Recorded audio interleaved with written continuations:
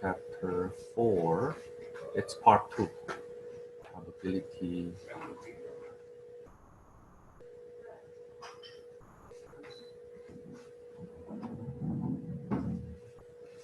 Chapter 4 is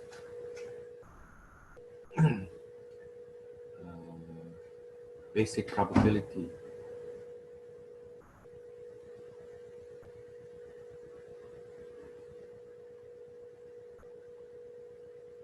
It's the very foundation of our probability part. We start with definition. What is a probability?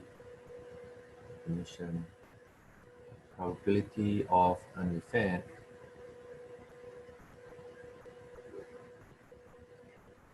of event E denoted by capital P parentheses event notation close parentheses is the measure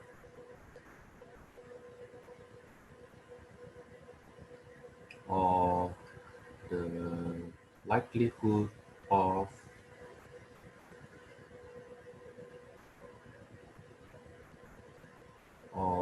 event E to occur.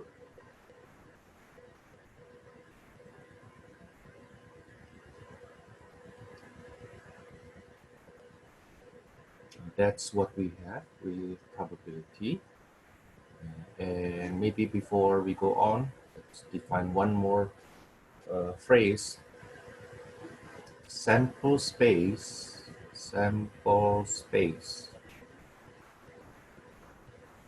of an experiment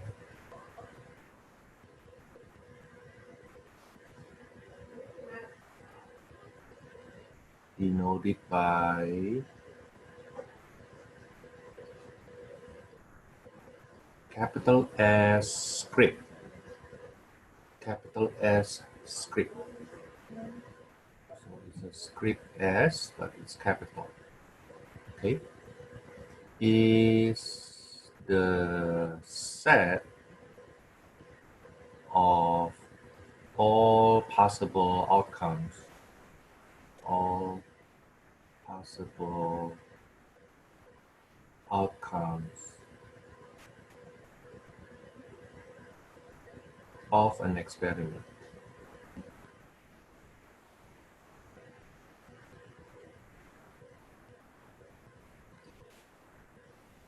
Now, let's clarify what we mean by sample space and probability of an event through these two examples here.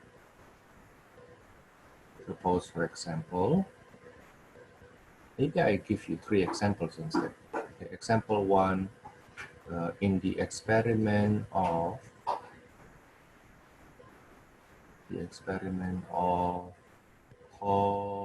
tossing a fair coin. When you toss a fair coin, then the possible outcomes are head or tail, right? So the possible outcomes are head and tail.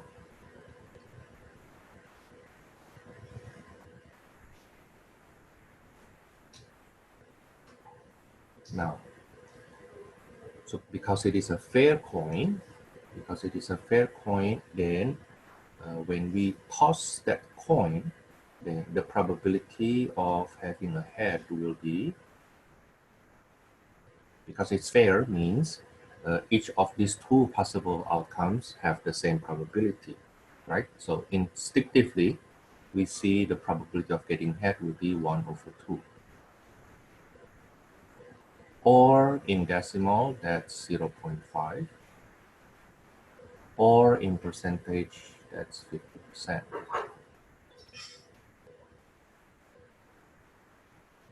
Okay, now the emphasis is first how we write the sample space, right? And then the notation for the probability. Okay, So when we write probability of an event to occur, that's capital P outside parenthesis, and inside that parenthesis is the event. Okay, let's say probability of tail to happen. That's the notation. Now, the measure of that probability is what this notation equals to.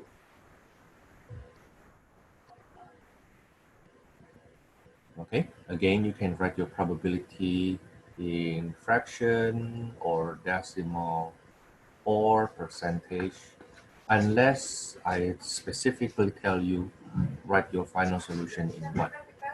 Okay, but for now, you know that the probability value can be written in fraction, in decimal, or percent.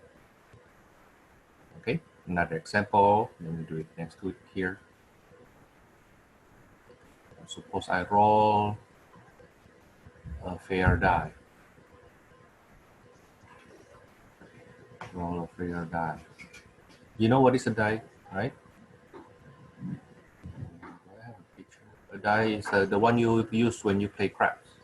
Okay, it looks like a cube with dots.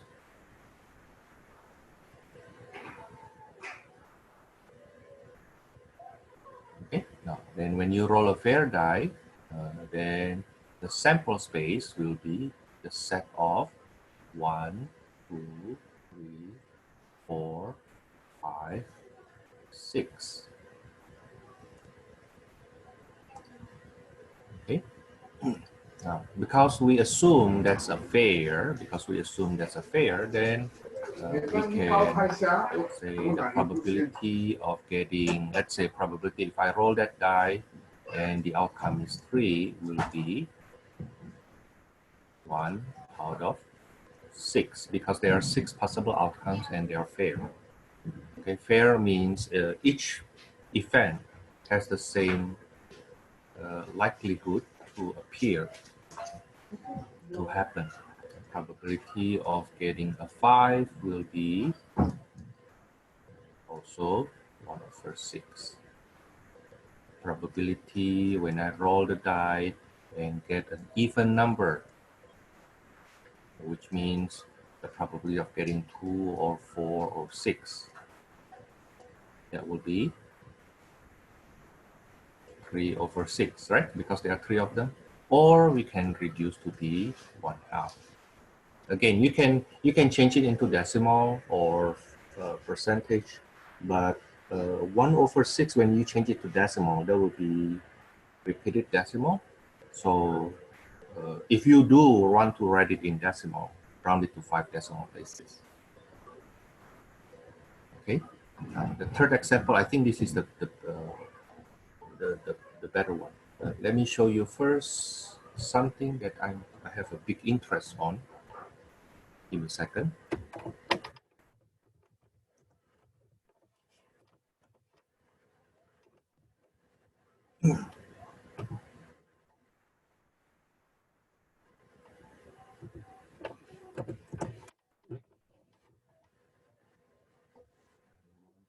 Show you deck of cards.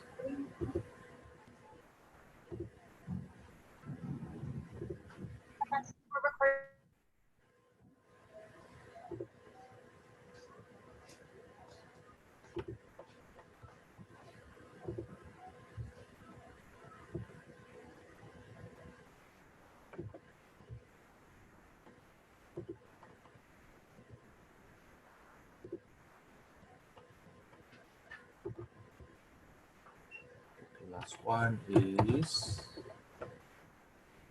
before I go on to other examples, other situation, this is example 3. Suppose we, in the experiment of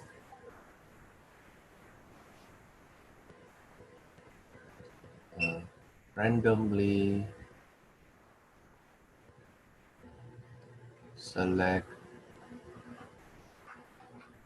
one card from a deck of 52 cards.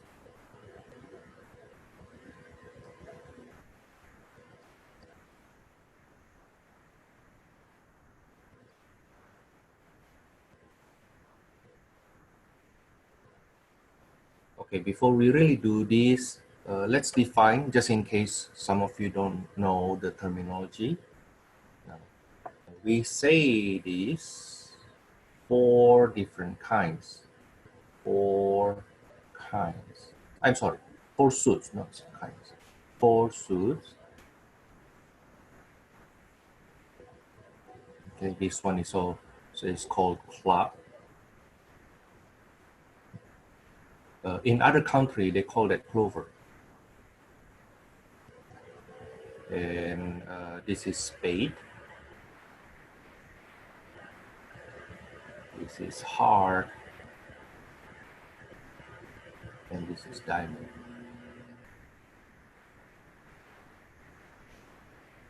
There are 4 suits and 13 kinds. 13 kinds. This is ace. And then 2, 3, 4, 5, 6, 7, 8, 9, 10. And then Jack, Queen, King. Jack, Queen, King. Jack, Queen, King. And these 3 are also called face cards because it shows pictures.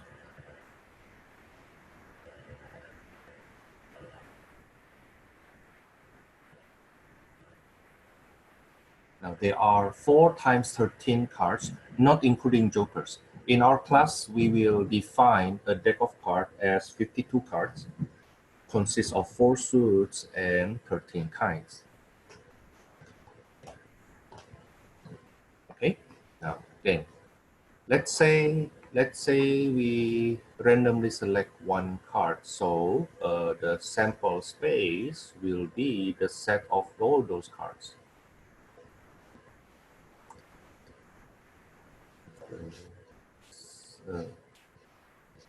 The set of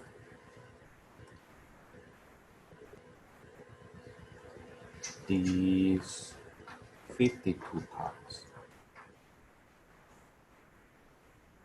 Okay, I hope you can see that. In some sense, I would like you to memorize it. Okay, I would like you to memorize it. Now, suppose I ask, what is the probability when I select 1 card at random? What is the probability that we get an ace? What is the probability we get an ace? Now, how many aces there? There are 4 aces, right? There are 4 aces. So the probability of getting an ace will be 4 out of 52 cards, which we reduce to be 1 over 13. How about the probability of getting 6, for example? There are 4 cards with value 6. To be more precise, there are 4 cards that show 6. Okay, therefore, the probability of getting a 6 will be the same to the probability of getting an ace.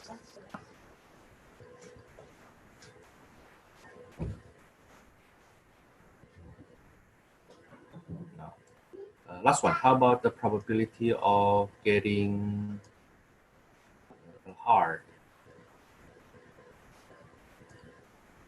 What is the probability of getting heart? You see how many hearts we have? There are 13, right? Yeah. 1 suit consists of 13 kinds. 1 kind consists of 4 suits. Okay, you can think of it that way. So there are 13 kinds of hearts. So there will be 13 out of 52, which reduced to be 1/4. Okay. Any questions so far?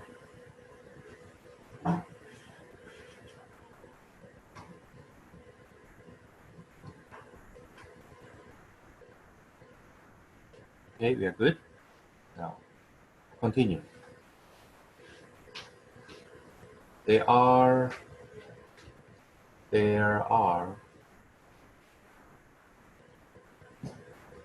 3 methods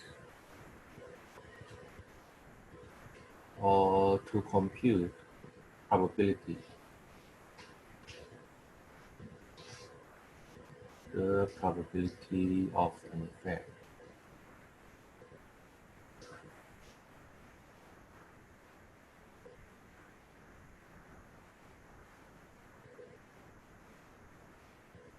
Okay, and when I say 3 methods here, this will also be the order of precedence. Maybe I just say the order of how we compute probability.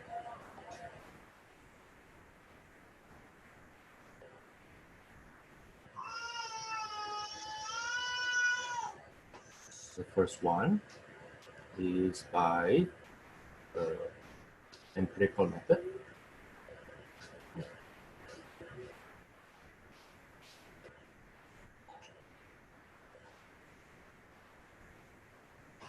Also called relative frequency method.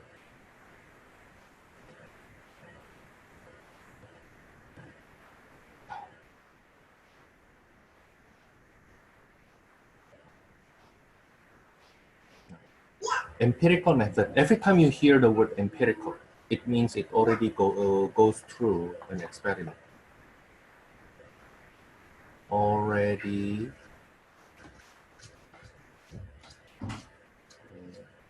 go through experiment.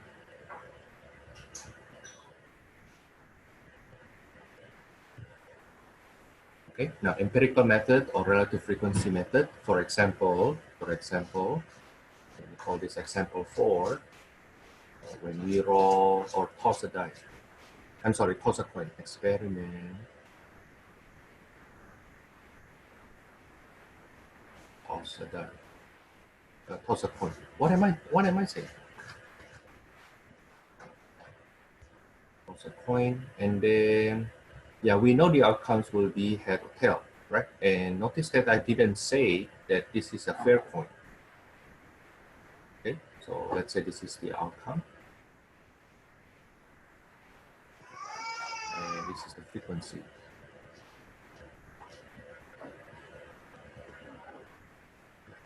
Let's say I toss a coin 100 times.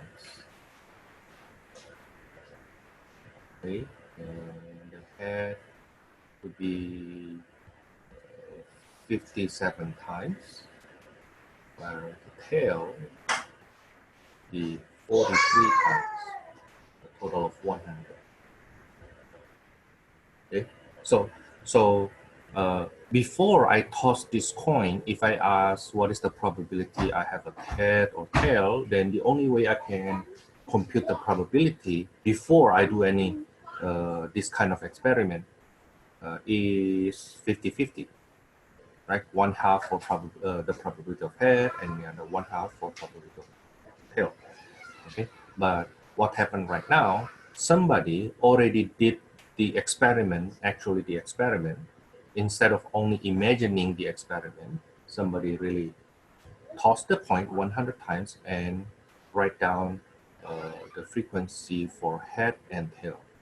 Now, so we already have result from experiment instead of just imagining what experiment will do.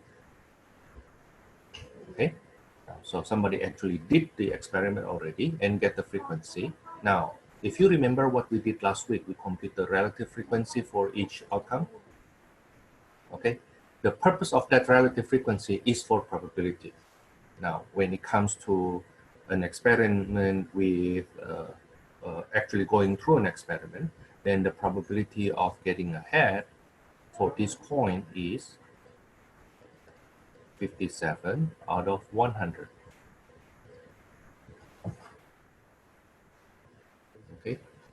probability of getting a tail will be 43 over 100.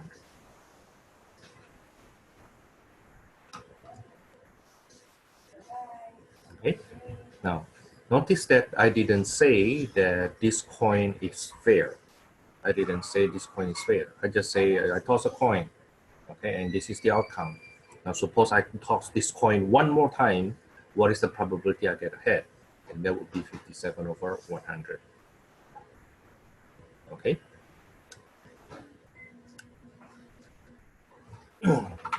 That's empirical method, which is also called relative frequency method.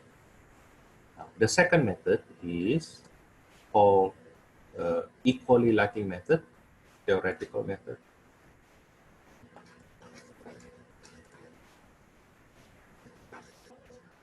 Also called conventional method.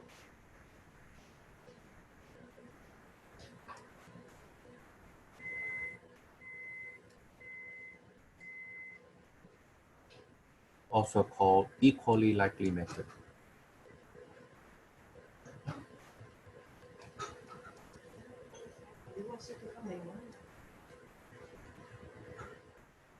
Now, this method, not going through any experiment yet, not through any experiment,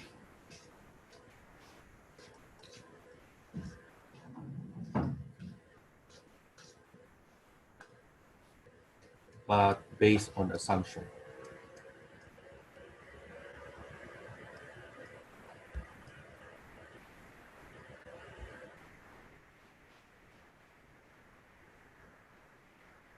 And one of the assumptions that commonly used is the assumption of equally likely outcomes.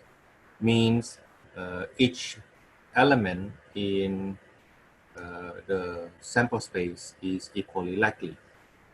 Now, the method that we use to compute probability here earlier is an example of theoretical method.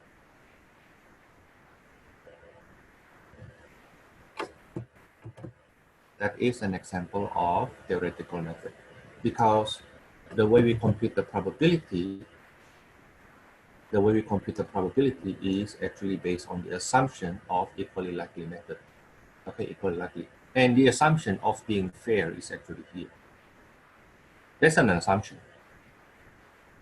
Okay, how do we know a coin actually fair? You have to toss it many times. Right? That's actually the way to do it. Okay, but apparently when we grab a coin and we're about to toss it, even before we toss it, when you ask me what's the probability, if I don't have any numbers to rely on, if nobody ever done the experiment on that particular coin, then the only way I can compute the probability at that time is by assuming fairness, is by assuming equally likely.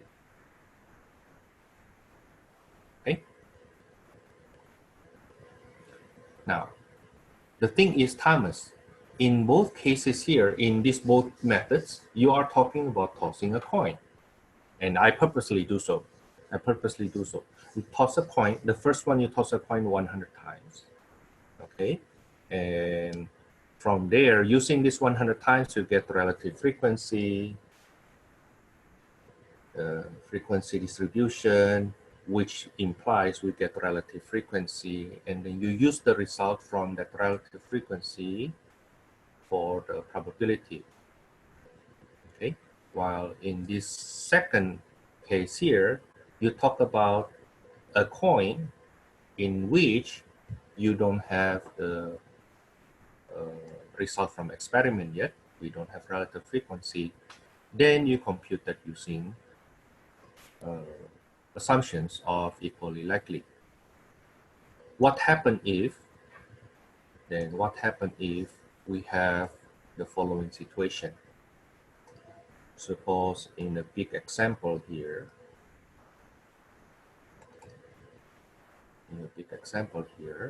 somebody give you this information. Somebody give you this experiment in situation experiment. browsing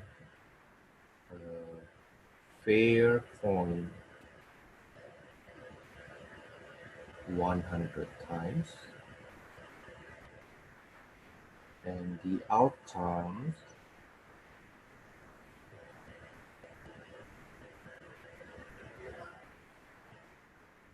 for head is 57, for tail is 43.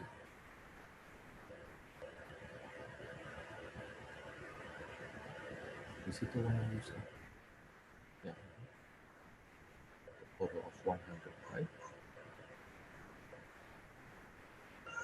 Then the question is, what is the probability of getting ahead?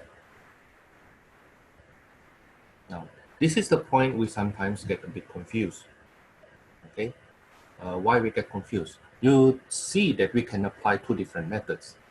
The first method that we can apply is relative frequency method. Because you tell me the frequency, therefore I can get the relative frequency, right? Method number one. On the other hand, the passage, the question also say that's a fair point. So I can use method number two, assuming fairness equally likely, therefore the probability should be 1/2. So the question, the big question here is the answer here 57 over 100 or 1/2. This is using method number one, and this is method number two.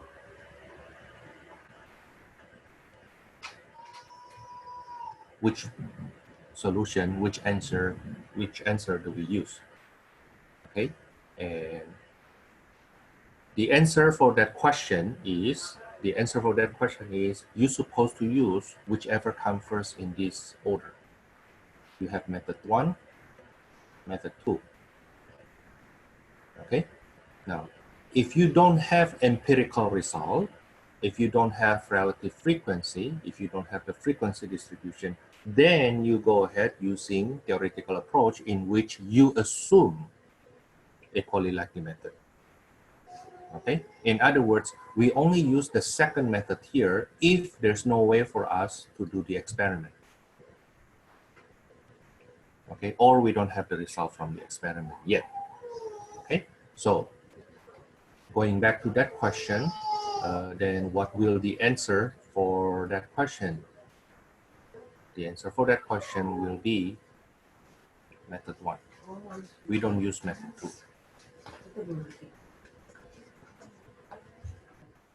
Okay, why? Because the word fair here is based on assumption. Based on assumption in which we don't have any frequency distribution yet. We don't have empirical result yet. We don't have the data from experiment yet. Okay, so until we have data from experiment, then we will use the assumption. But once we have some experiment, once I have some experiment, we cannot use the assumption anymore. Okay. In other words, you cannot deny the fact based on your assumption. You cannot deny a fact based on your assumption. Okay. Now, let's bring this to some real life situation. I show you an example of what I usually get, especially at the beginning of a semester. I make it in blue so that you know this is a real life example. I get this email actually last night, in the middle of the night, like around 1 o'clock, I guess, this morning. I get this email saying the following: Thomas, I'm a good student. I'm a good student. I study hard.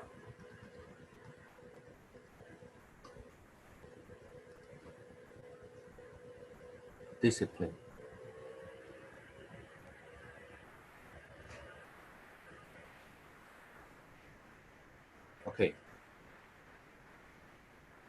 my question to you is, if somebody claim he or she is a good student, study hard and disciplined, would you like this student to be your student? Of course I do, right? Okay. I mean, I do expect my students to be good students. No, I'm not, when I say good students, I'm not referring to smart. No, no, no. When I say good students, I students who actually have a good time management, discipline, study hard, willing to learn, humble, you know, okay? Basically, this person will do whatever appropriate to learn, okay?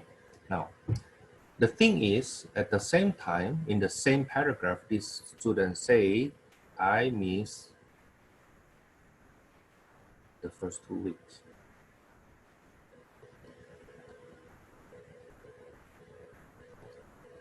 And can I add the class?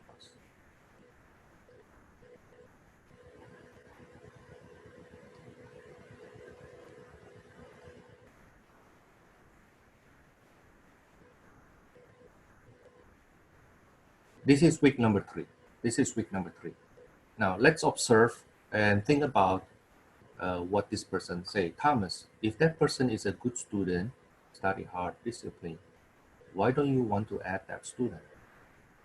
Well, the thing is, this is just a claim, okay? That's what he or she thinks about himself. That's assumptions, okay? While this is the fact that he or she missed the first 2 weeks, that's actually a fact. That's empirical result.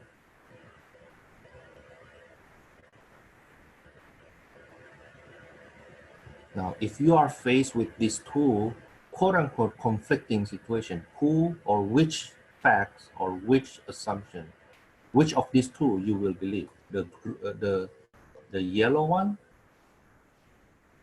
or the blue one? You tell me. Can somebody who missed the first 2 weeks claim that that person is a good student? But Thomas, something can happen. Trust me, if something happens to everyone in this class for the first 2 weeks, you know, something can happen that beyond that person's control. Well, then if that person can control, I don't know what's that person's situation, right? Okay, but I don't know other people's situation too. I mean, this person who emailed me and asking me to add the class after missing the first 2 weeks, say that, let's assume that he or she has something happen in his or her life, right? But how about the students who already in my class, always attending the class, and also have something happen in their life, but they are able to manage their life?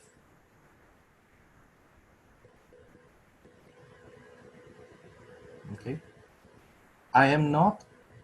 Okay. Okay. I need to do my part. I need to do my best, whatever the situation I have in my family. Like in other words, let me be honest with you. Okay, I have a very bad headache right now.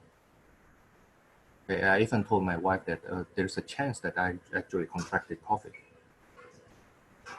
My voice already changed, and I start having issue with my breathing. Okay, but I teach anyway. I already take care of my body, my health. Okay, but things happen. Okay, the fact that this is the 9th month after COVID start, if I get this after the 9th month, it means like, hey, not bad, huh?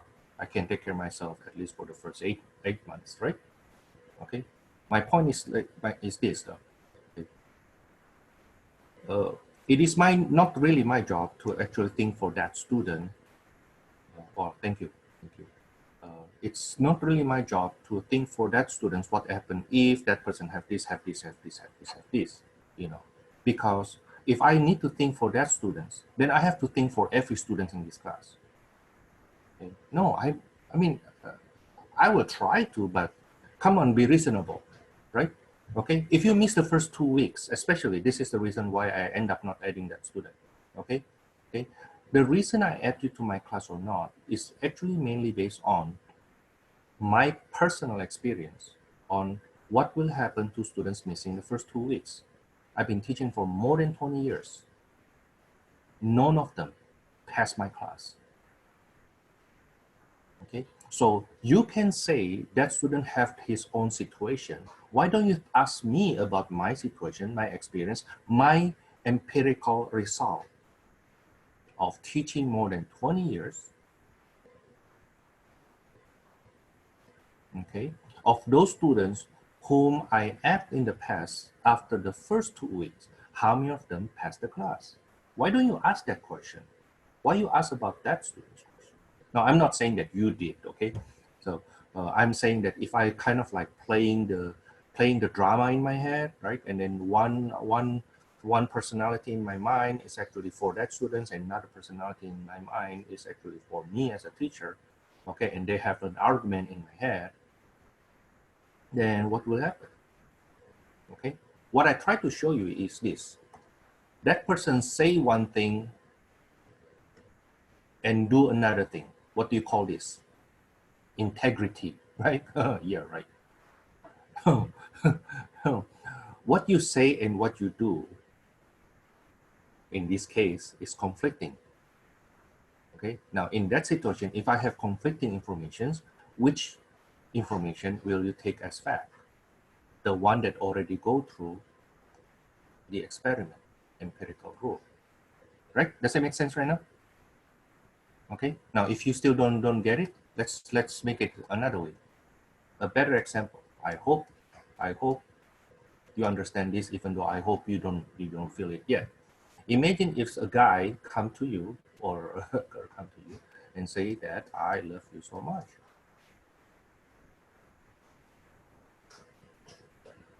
I'll do my best for you.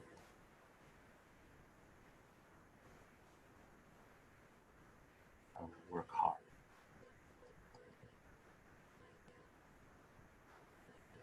And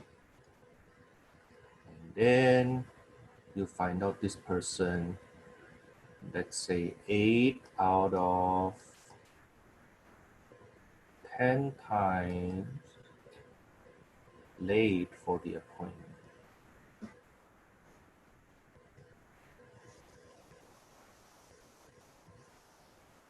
And you find this person wake up late for work.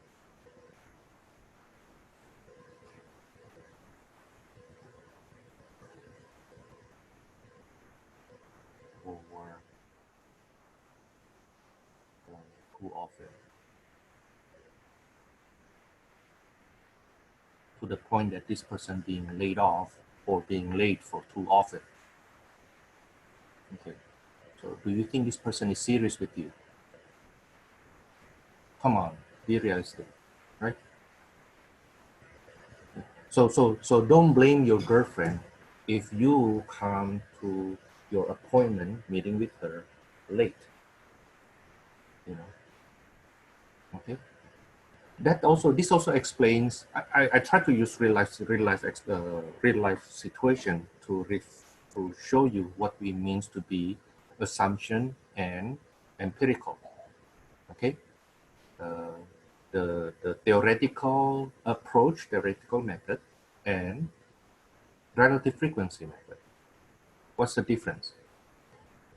When I first met my girlfriend, okay, let's say I like her right away, and I say, deep in my heart, you know what, I want this girl, okay? I want this girl. I will try to date this person, okay? And I will do my best. Even when I say that in my mind, that's still just assumption. That's opinion. You call that commitment, maybe, right? Okay. But until I actually show that in my real life, in my action, that's just idea. Okay, that's just concepts.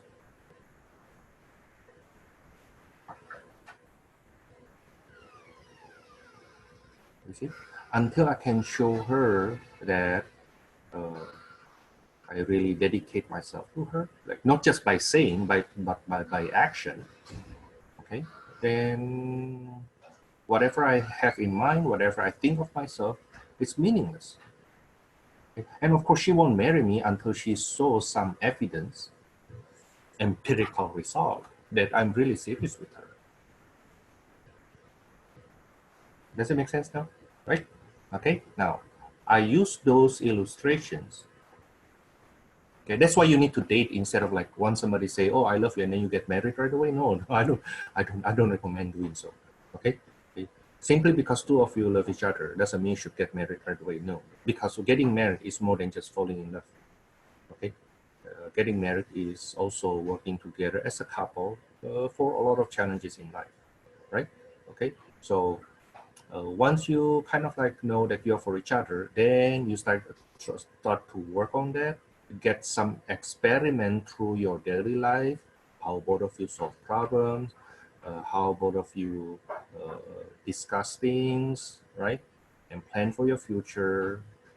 At least plan for your wedding. You know, that's the hardest, the first hardest headache before you get married, right before you get married, right? Uh, how you kind of adjust to not only your goal, but also your spouse goal, your girlfriend's goal, your boyfriend's goals, right? Okay. Saying that you are for her means more than just saying it. It also means that there could be, and very likely, things that you need to sacrifice just to make her happy. Okay. You cannot say you love somebody without any sacrifice. Okay, now that's about empirical rule, the difference between empirical rule and theoretical method. Okay, the third one, unfortunately, we still have one last method, which fortunately we will not use in this class, called subjective method.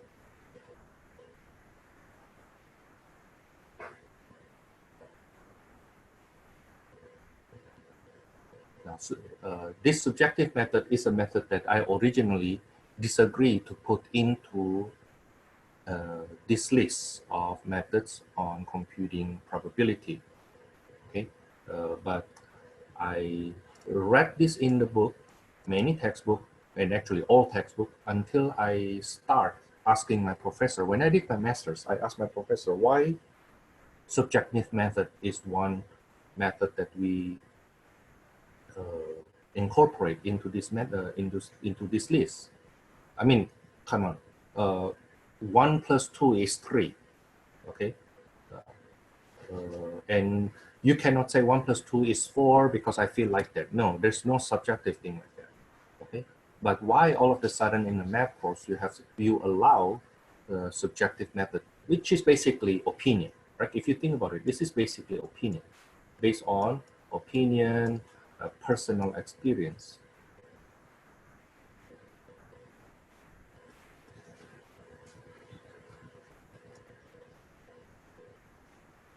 And my professor, I'm glad I have that. I get that professor. But if I were him, I may be yelling at myself already. It's like, you're in master's degree and you don't know the reason. You know, and then he said this, Thomas, subjective method, we allow subjective method to be one of the method to measure probability, because we agree there are times that we don't have empirical result. There are times we don't have empirical result, okay? And there are times we don't even have the assumptions that we can use. Okay, here we assume equally likely method, right? Okay, for example, but the fact is different people have different experience and therefore may apply different assumptions. So we have to admit, even though we don't like it, that's the greatness of being a scientist, okay? And that's what it's supposed to be. Simply because you don't like the outcome doesn't mean it is impossible. Okay? Simply because we disagree with somebody else's point of view doesn't mean that person's view is not valid. And putting this third method here in the list is a way to admit that my assumption may be different from your experience. Okay, now, so for example, just for example, we have when you take a class, then the possible grade you get at the end of the semester is either A or B or C or D or F if you don't drop the class. Okay, and because there are 5 outcomes, you may say, well, what is the probability you get an A in this class, Thomas? Then you know it's quite a naive to say the probability to get an A is 20% or 1/5 simply because there are 5 outcomes. Because if you ask that question to somebody who always get an A in math class, that person will say at least 80%, let's say, right? Okay. And if you ask the same question who always barely pass his or her math class, that person will say, well, less than 20%. In other words, it depends on that person's background history. Okay. Now, and if you ask a teacher, if you ask me what's the probability somebody get an A in this class, my answer will be different from any one of you, because when I say the probability somebody get an A in this class, I will look at the frequency of students getting an A in this class. I have the relative frequency, okay? But I cannot apply that relative frequency to any one of you because your experience is different from all my past students' experience, right? Okay, so how do I know that you're supposed to get an A in this class? Well,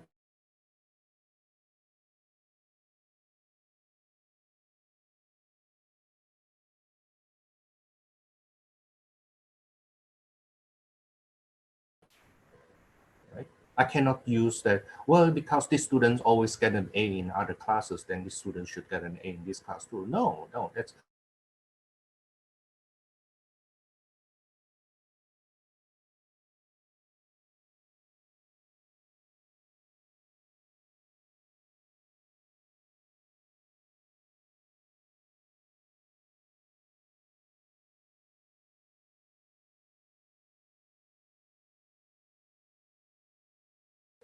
I'm sorry. I think I just lost a little connection just now.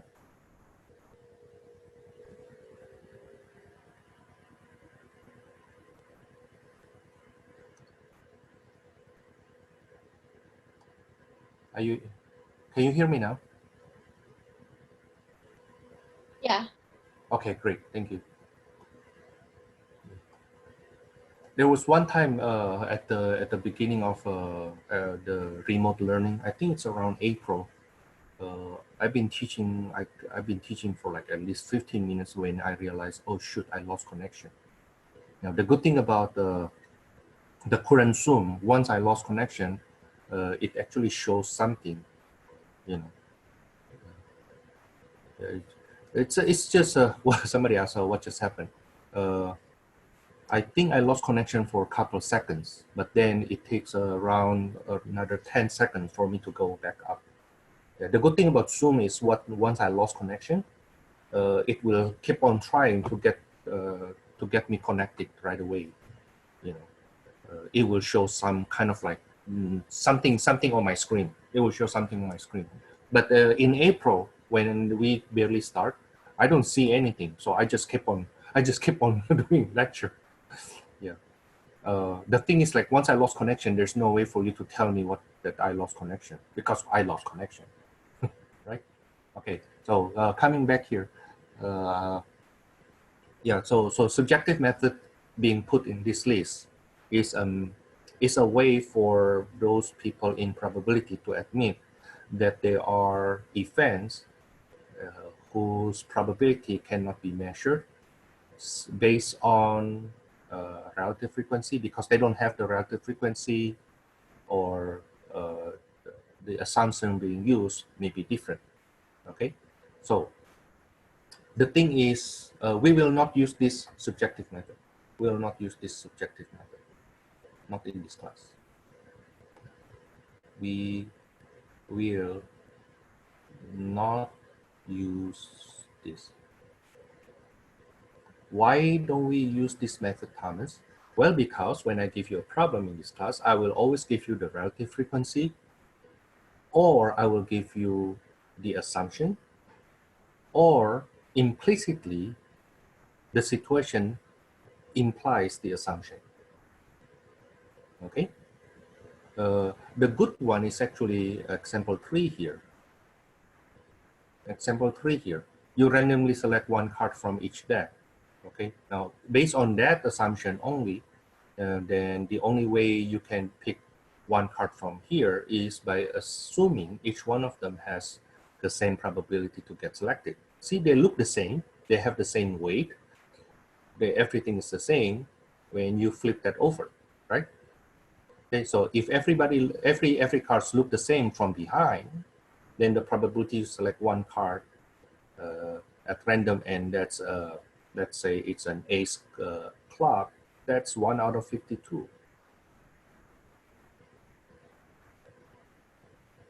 Okay.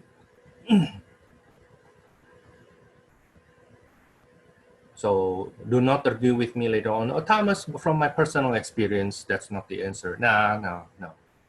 Okay. I will not ask you, for example, what's the probability tomorrow's raining without giving you the data. Okay. If I just ask you what's the probability tomorrow's raining and I don't give you any data, then your result is very likely different from mine. For me, the probability tomorrow's raining is around 1%. Okay. And for somebody else, it may be 10%. If you just barely come from East Coast, where you already have snowing there, then you may say it's Thomas, it's not only raining, it's snowing, you know. Okay, I will give you 80% probability for that. Now that's subjective method. Why? Because when I ask that question, I don't give you any data. Okay, once I give you that data, then you should be able to make your decision based on that data and not on your personal experience. Okay. By the way, our news media also, while they don't try to tell us what to do, at times they also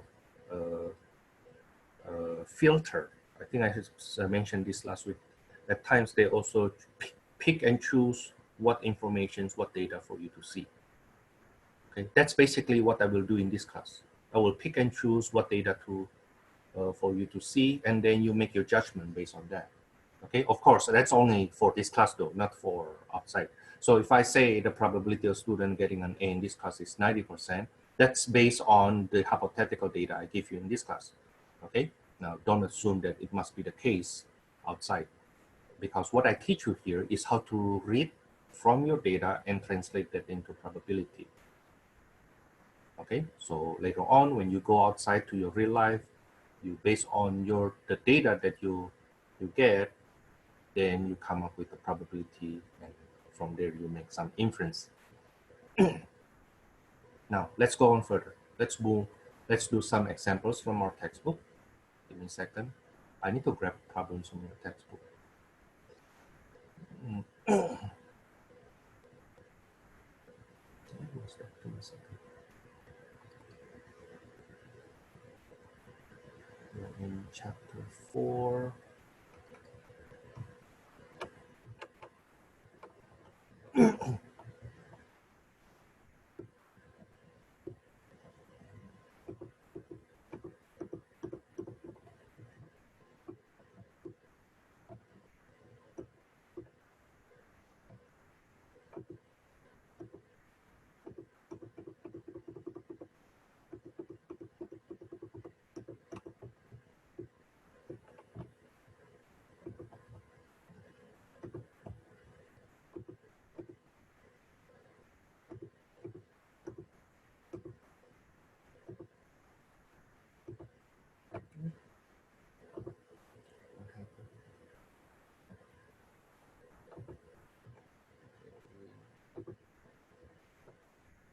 Let's see.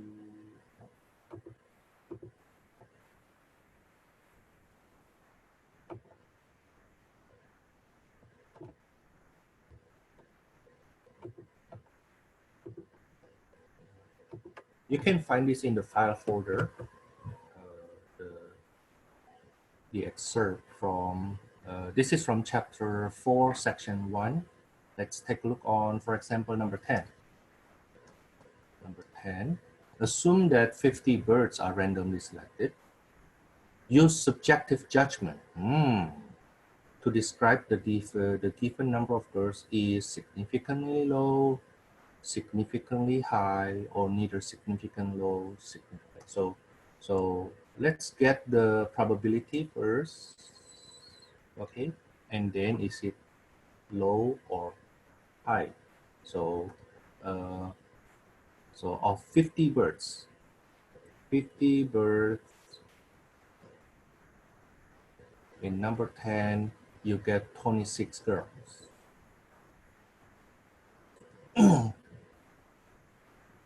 Is this probability, is this event significantly low, significantly high, or make sense? How to say that? I should not say it makes sense.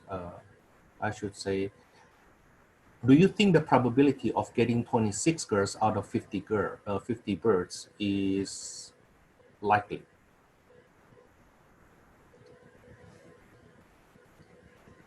Yes, it's likely. The probability of the event of 26 girls in 50 birds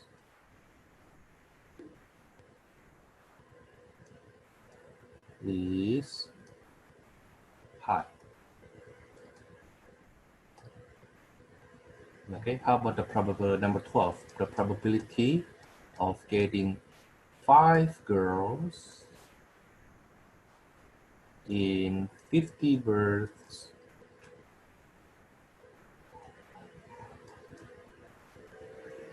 is this event likely to happen or unlikely to happen?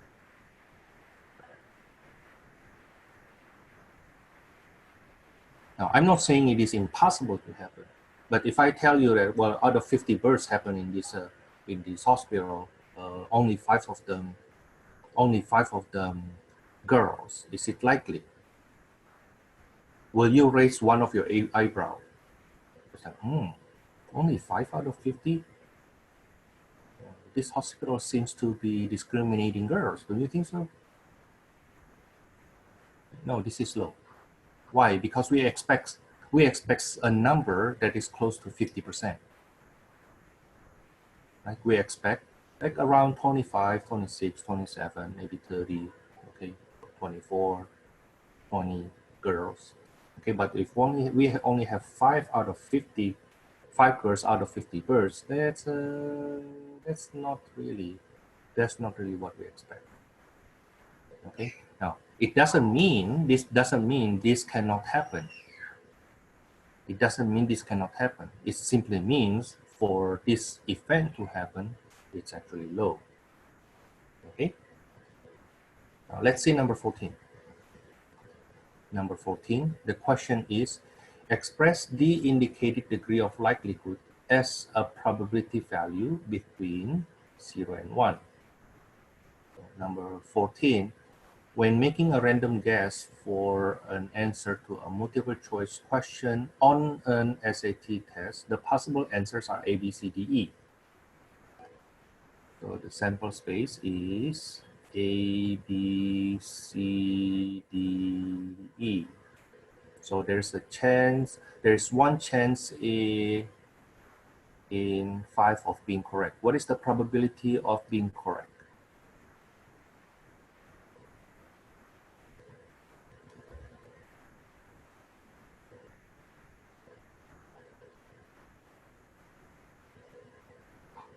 The probability. So you have multiple choice and you happen to be just like, you know what, I'm so lost, Thomas, I don't know. I don't even know if any answer here is true or false, you know. Okay, it is either all 5 of them true or 5 of them wrong. I don't know. So what's the probability if you do random guess, you guess it right? That's right, that will be 1/5. Or in decimal, 0.2. Okay, number 16. Oh, by the way, when you say 1/5 here, what method do you use? Do you use empirical method or theoretical method?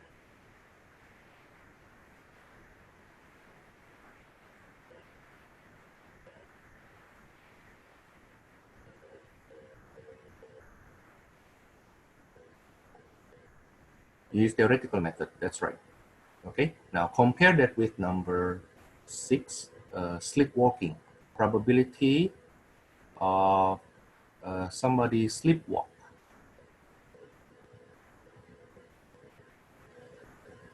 According to these numbers here, it's 29.2%.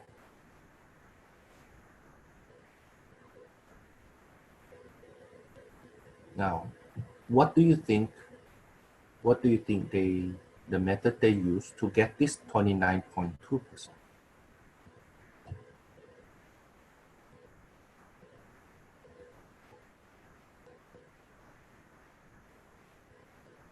Method 1 or method 2?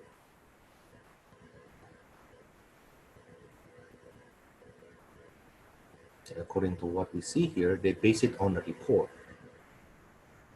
right? So very likely, yeah, actually, based on the report, and to be more precise, 29.2 of the survey. So they have empirical result, right? They have empirical result. They have empirical result. Now, I show you here also the way you write the notation: probability of being correct, probability of sleepwalk. Okay. Oh, by the way, as I know, I never sleepwalk, but I saw my brother, my older brother, sleepwalk. That's quite scary at times. Scary and funny at the same time. Yeah. It's fun. It's fun. I don't think she has. I don't think he has that anymore right now. But until he was like around, he was still in elementary school. He still had, no. Even in middle school, I saw him doing having that one time. And my auntie almost almost yelled at him until we realized, oh, he's actually sleepwalking. You know, and then we slowly guide him back to his bed. Not me. It's my auntie doing that. Anyway, not a bad thing. It's something you cannot control. So don't look down on anybody having that situation.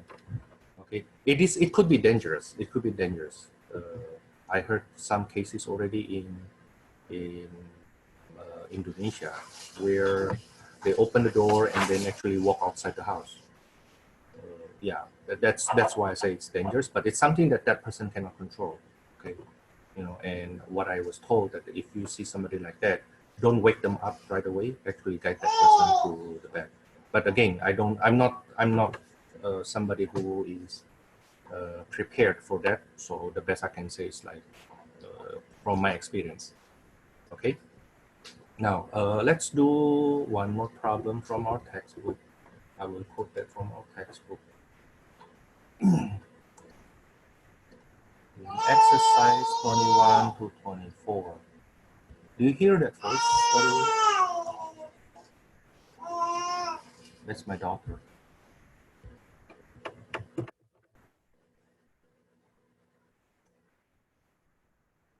Let's see number 21 to number 24. In exercises 21 to 24, refer to the sample data in table 4.1. This is the table 4.1 you see down there. Okay, assume that one of 555 subjects is randomly selected. Let's do the table correctly first. So how many people uses the drug? There will be 50 here.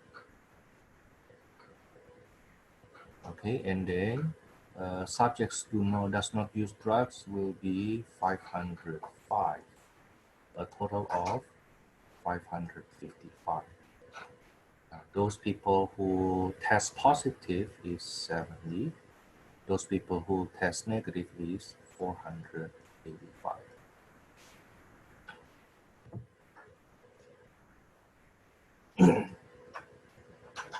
Number 21.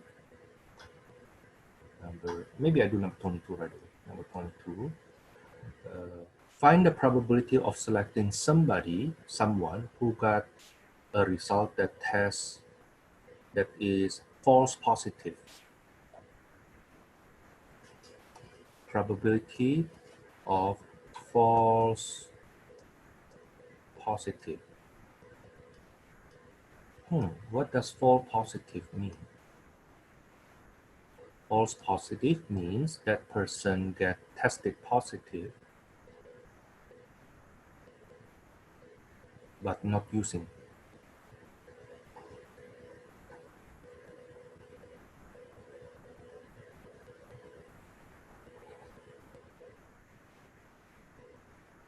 Tested positive but not using drugs. You see here? That's false positive. So that person never used whatever drug is that, and then never used that but tested positive. And the probability will be 25 over 555. That's 5 over 111.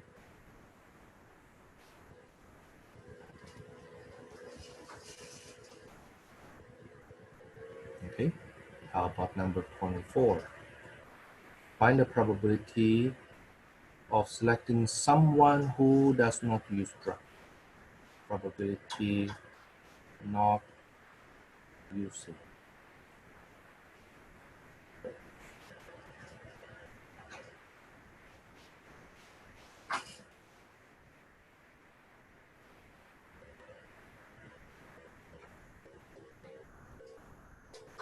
How many people not using drugs? 505, right? Out of 555. That's 101 over 111.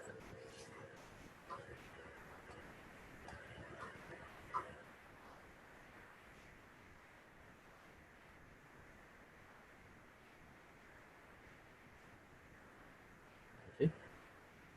Now, let's do more. What we did up there basically comes from what we call the data presented to us by what we call contingency table.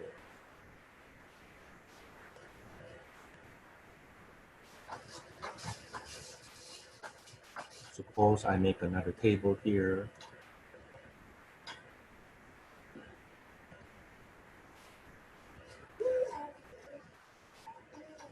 Female, male, taking a car, driving a car, or the main mode of transportation is car, or by bus. I just make up things. And then by other method, maybe bicycle.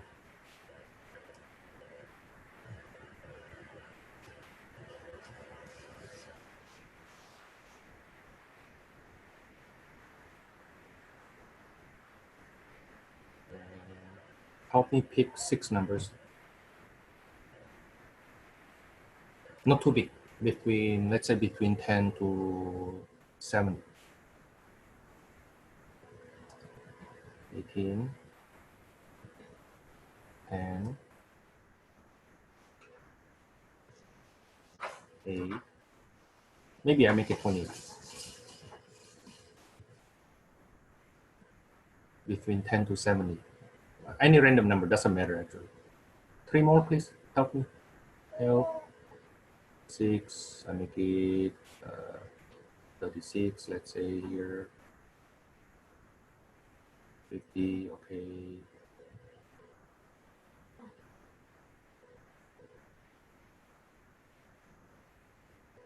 27, okay, thank you. So we have 28 here, 64, 77. This is 46, 96 here. This is 73. The total is 169. So let's say that's our situation here. Okay, so we did a survey, and the survey of 169 people, we get this result. Then we ask, what is the probability somebody's randomly selected from the survey is actually a female?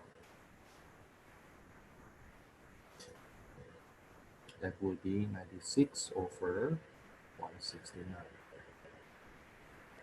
Okay, and you may want to make it decimal at times if you want to have a better interpretation of the result later on.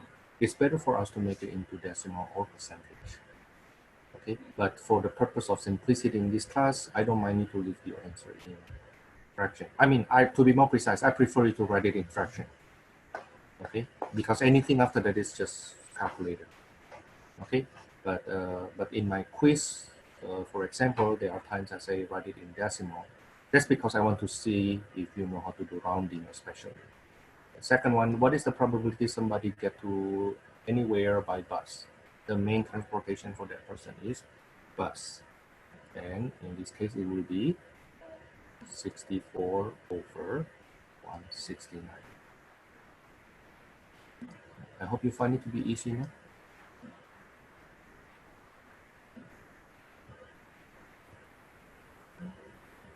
Okay. Now, let's go on. Let's go on. Properties of probability.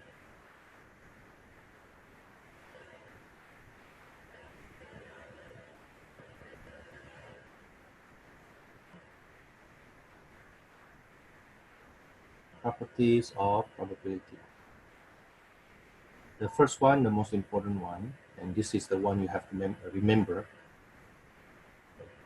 The probability of an event is always less than equals to 1, more than equals to 0.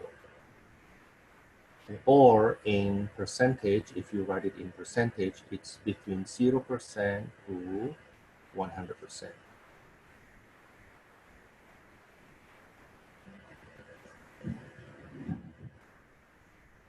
Okay. In other words, the probability of an event,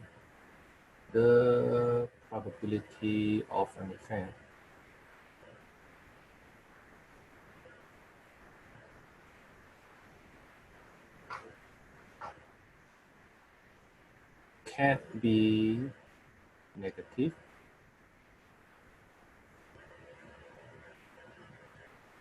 nor greater than 1.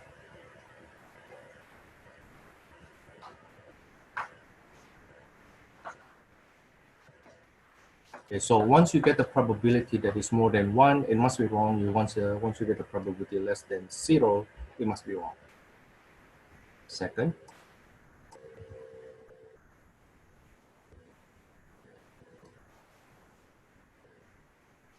probability of an empty set is equal to 0. So when you do an experiment, you must have an outcome. Okay?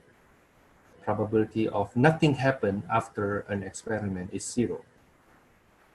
Okay? Probability that the outcome is from the sample space must be 1. Now to explain this, suppose in the experiment of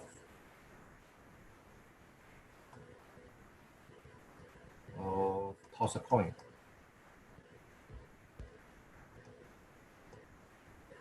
Now we know the sample space is head or tail, right? Now then, so the probability of having something from sample space is the same to say probability of getting head or tail, which is the whole sample space. There must be 1.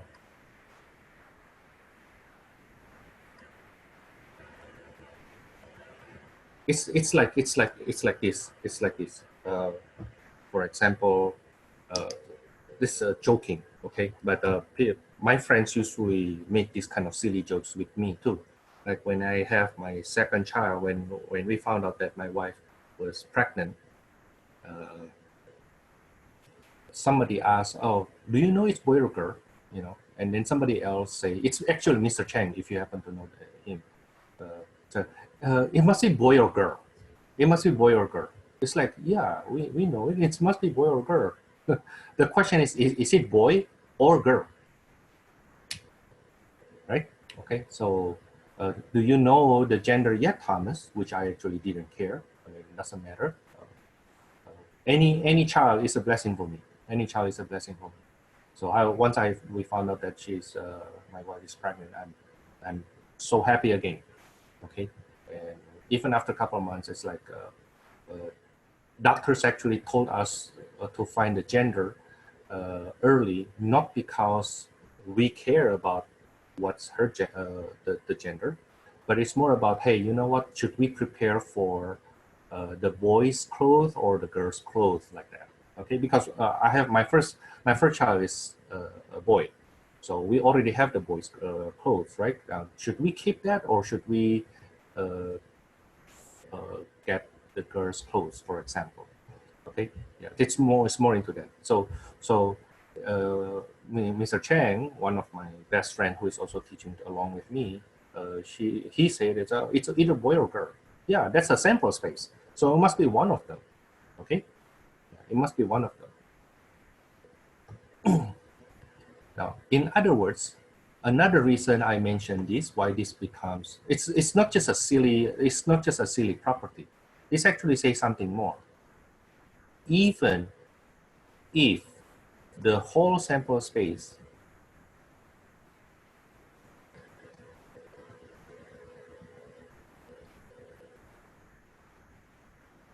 is included,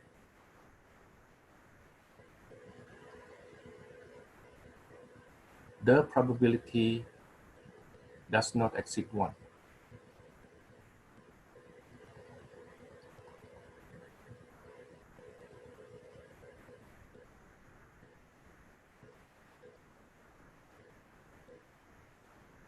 Okay, so go back to property number 1, right?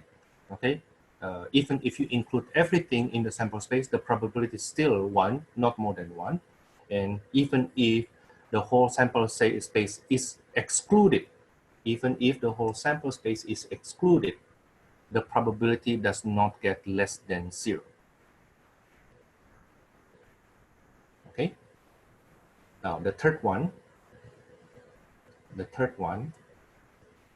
if an E and F are mutually exclusive, I will explain that later on.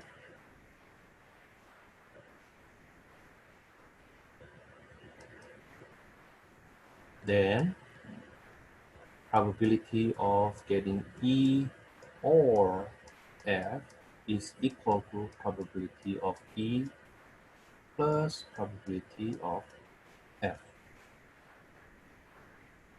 Now, mutually exclusive means they cannot happen at the same time. Mutually exclusive means can happen simultaneously.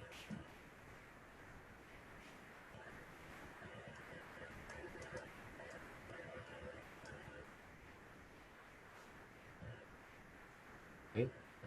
In the experiment of rolling a die,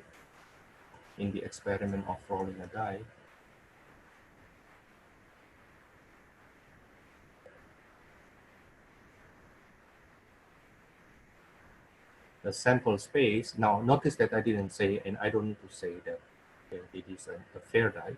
We know that the sample space is 1, 2, 3, 4, 5, 6.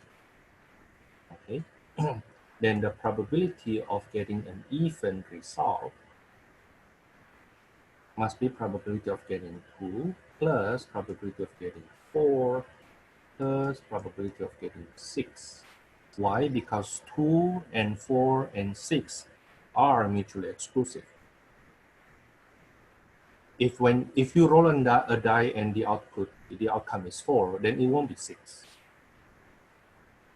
When the outcome is 2, it won't be 6. When the outcome is 6, it won't be 4. That's what we meant by mutually exclusive. Okay, now, I'm not saying that all events are mutually exclusive. There are some events that are not mutually exclusive. Okay, for example, if we look at this deck of cards here,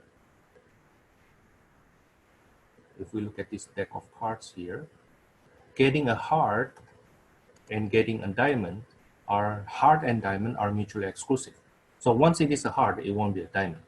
Okay. On the other hand, heart and ace, heart and A's are not mutually exclusive. No, heart and ace are not mutually exclusive because it is possible that one card that you get is an ace and also at the same time is a heart. Okay, now, so in this third property here, we specifically say or talk about just mutually exclusive effect. Okay, if they are mutually exclusive, then the probability of getting the first one or the second one is equals to probability of getting the first one plus probability of second one.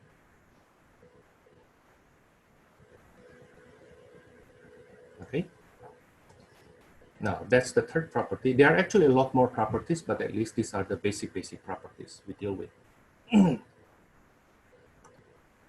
Definition.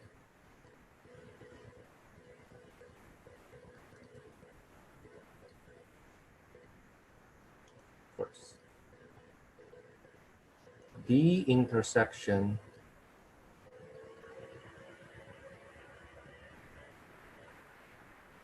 of two sets A and B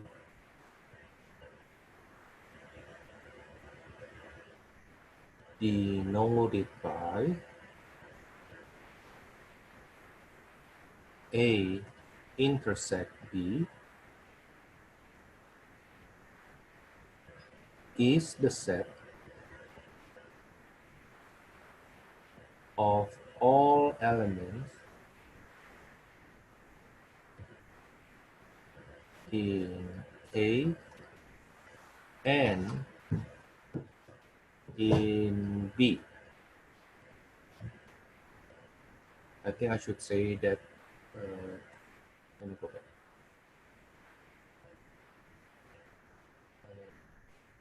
Contained in A,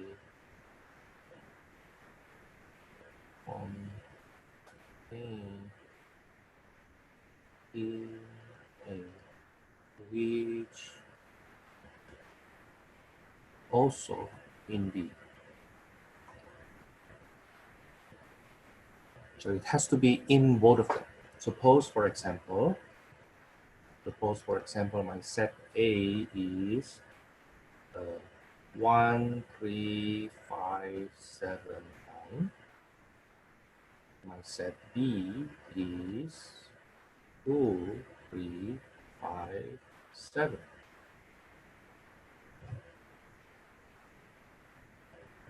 Then A intersect B will be the set of all elements that is in A and in B at the same time. Okay.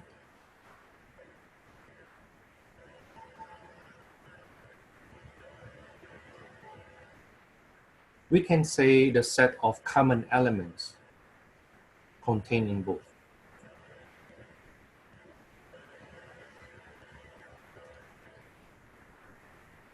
So A intersection D here will be 3, 5, 7.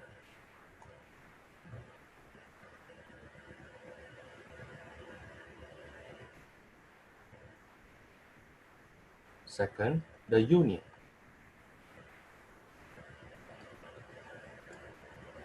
Of two sets A and B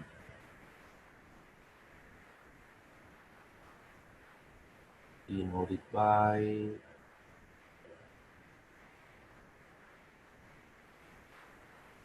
A union B is the set of all elements contained in A or B or both.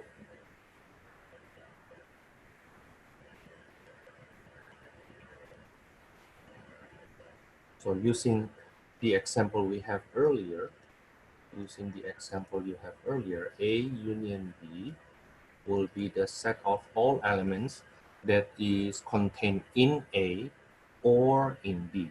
Once it is contained in one of them, you count it in.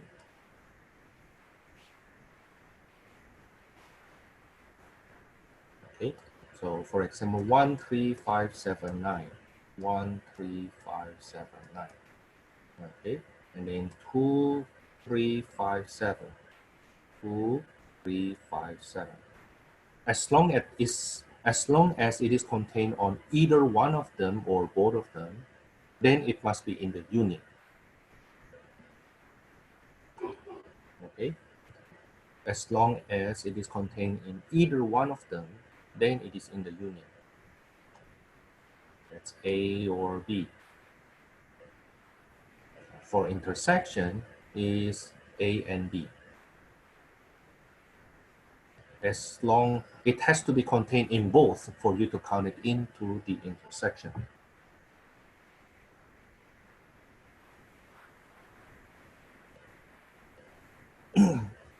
Okay, now suppose I quote from what we have here, from this contingency table.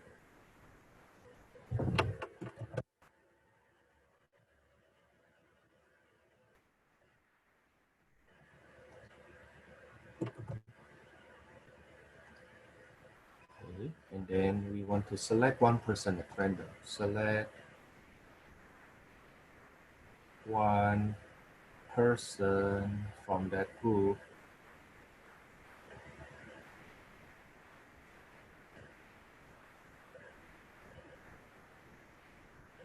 at random. At random means everybody may be selected at the same probability. And what is the probability that person is a female and come by the primary mode of transportation is by car? Female and car. Female and car. But when we say and, then it has to be the one satisfy both of them. Okay, so we get 18 over 169.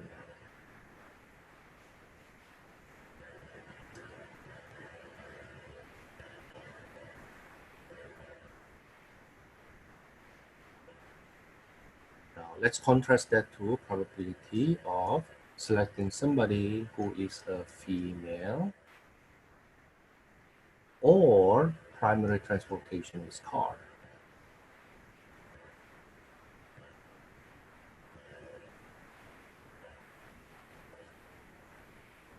Female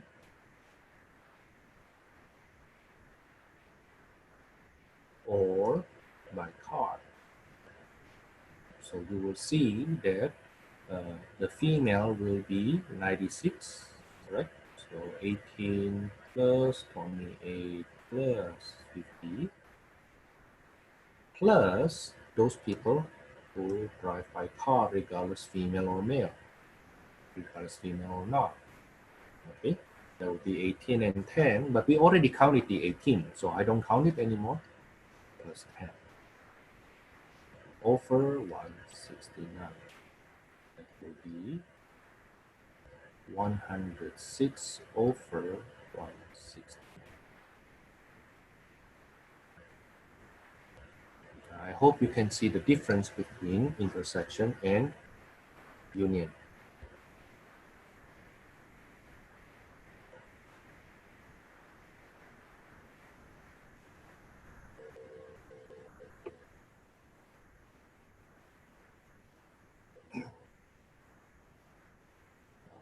Notice that if I ask you probability of somebody come by bus or by car as a primary the primary transportation, notice that somebody whose primary transportation may be bus but end up coming by car. Okay. However, what we refer to car and bus here are the primary transportation. So once that person say the primary transportation is by car, then that person's primary transportation is not by bus. Okay. In other words, we refer to this bus and car as mutually exclusive. So for us to compute probability of coming by bus or by car, that will be 64 over 169. That's the probability of coming by.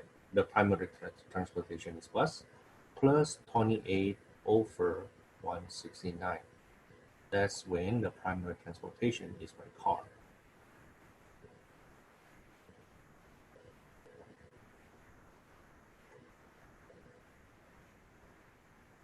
Again, because they are bus and car are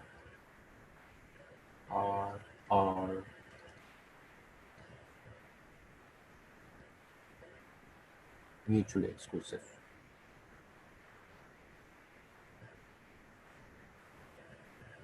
So I will get 92 over 169.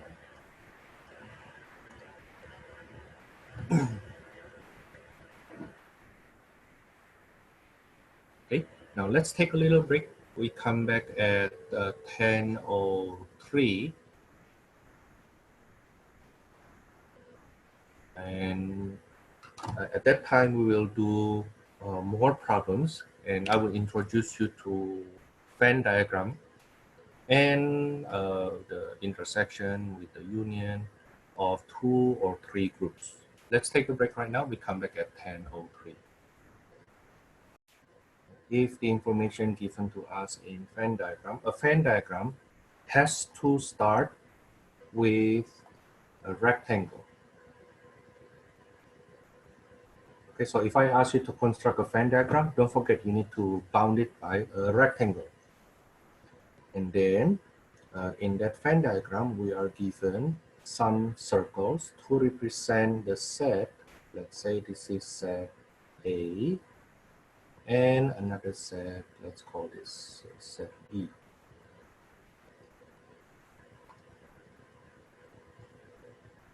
Let's say the number of elements in A is, let's say 12. The number of elements in B is 15. The number of elements in A intersection B equals to, let's say 7. And the number of elements in overall, let's say is 30.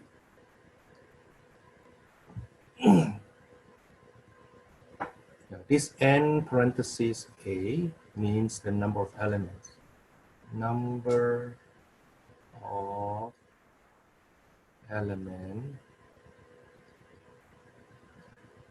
in A is 12, in B is 15, in the intersection is 7. Now, how do we fill up this Venn diagram here? We start from the innermost. So we will start with the intersection first. The number of elements in the intersection is 7. Okay, so I put it 7 here. You see, the position of that 7 is in circle A and also in circle B. Now the person with last name Venn, long time ago, helped us with in organizing the informations, and say, okay, then this means there are 7 elements in set A and B at the same time. Now, then if we look here, this is the number of elements in A, refers to number of elements in this circle A. Okay, now 7 of them also in B. So how many here?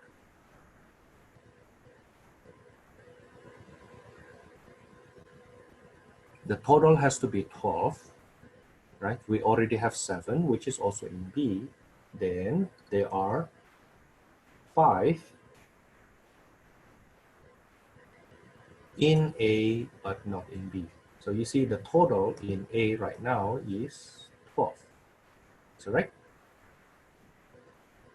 Okay, let's try further. Then what number should I put here? The number of element is in B is 15.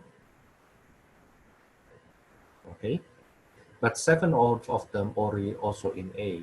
So yes, you are right. There are 8 elements in B only. So please distinguish the number of elements in B is not the same to the number of elements in B only. Okay, the number of elements in B only is not the same to number of elements in B.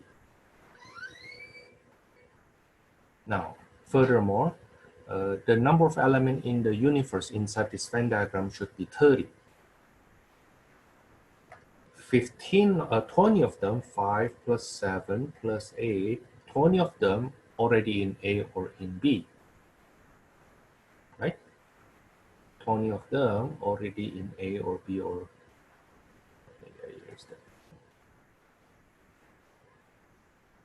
20 of them already in A or B. So the number of elements in A or B will be 5 plus 7 plus 8 equals to 20.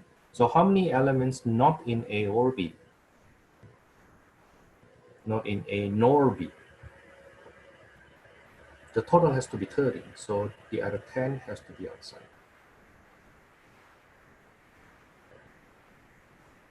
Okay, now let's go to probability. Suppose select one element at random from this Venn diagram. Find the probability we get something from A.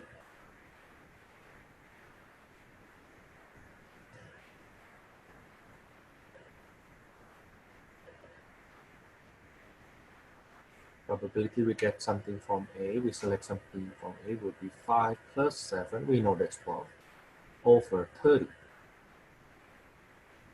Of 30 possible elements to get selected. There will be 12 over 30. Either you reduce it or change it to decimal, and there will be 0.4. Now, how about probability of getting B?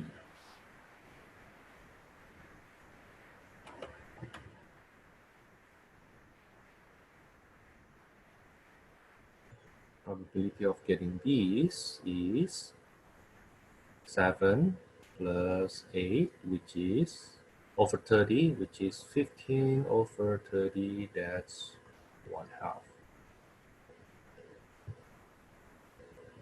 How about probability of getting A intersection B?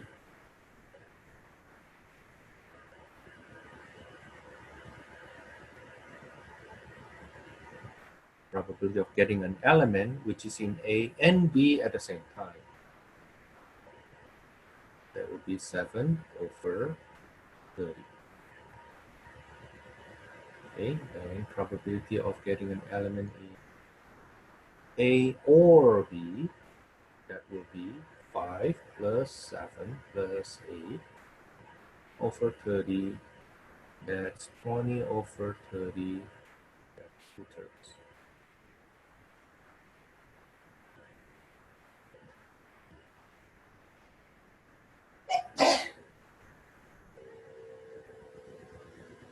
Now from here we learn something very important back to that intersection and union.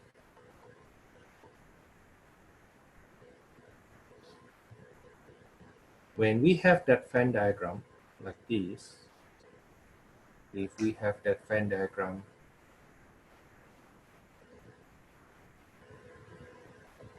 let's say this is my A and this is my B, okay, then A intersection B refers to the region where you have the intersection here.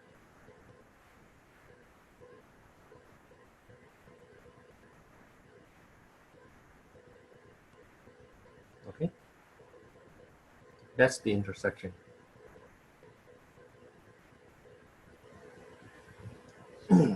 Now for union, the union of A and B, let me replicate that here. The union of A and B refers to this region. A union B refers to this region. It's either in A or in B.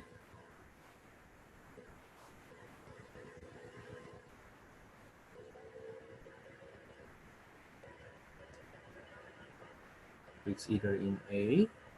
So once that person is in A, I count it in. Or if that person is in B, I count it in also.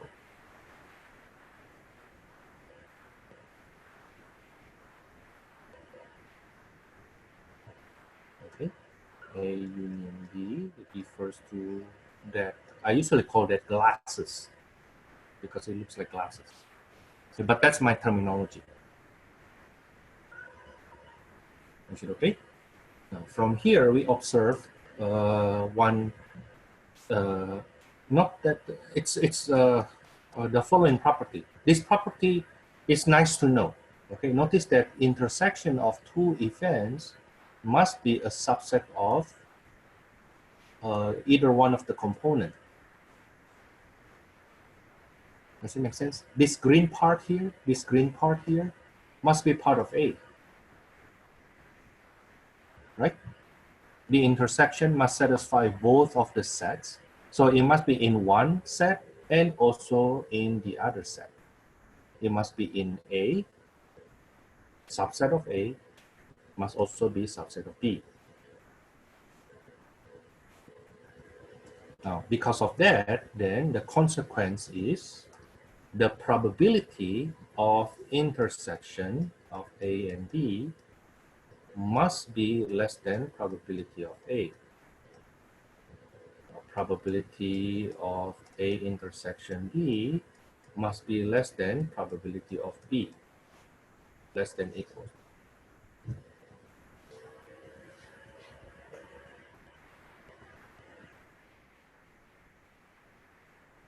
Is it okay?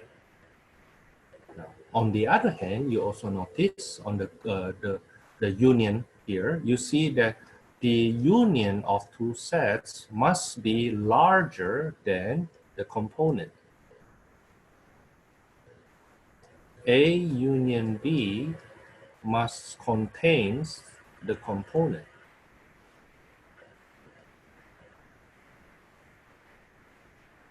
Therefore, the probability of the union must be greater than the probability of the component. Now, we do not use these inequalities at all in our class, at least explicitly, but it is something implicitly nice to know. Okay, so in other words like this, the probability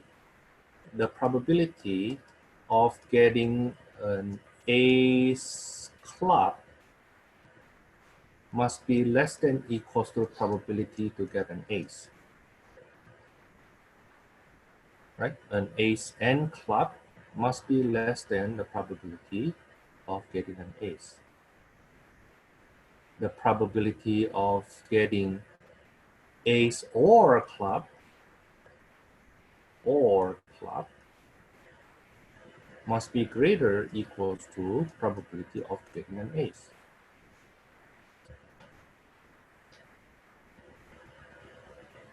Is it okay?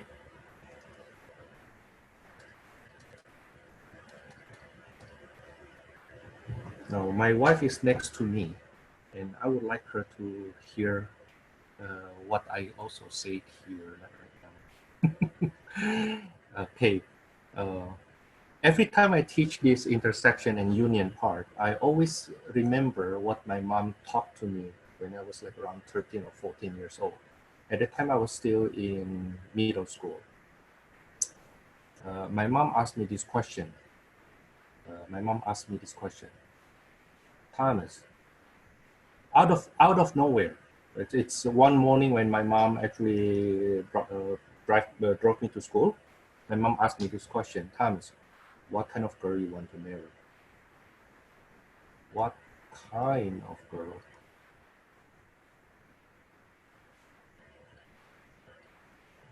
one.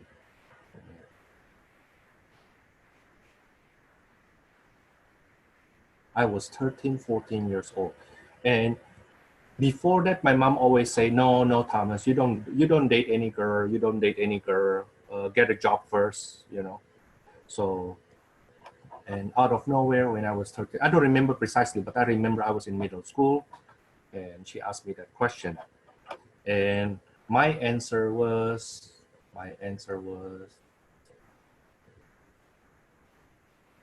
of course, I roll my eyes first, and then kind of like give her that look like, what? Are you joking me? And I say, I want a nice, cute, smart, and rich girl.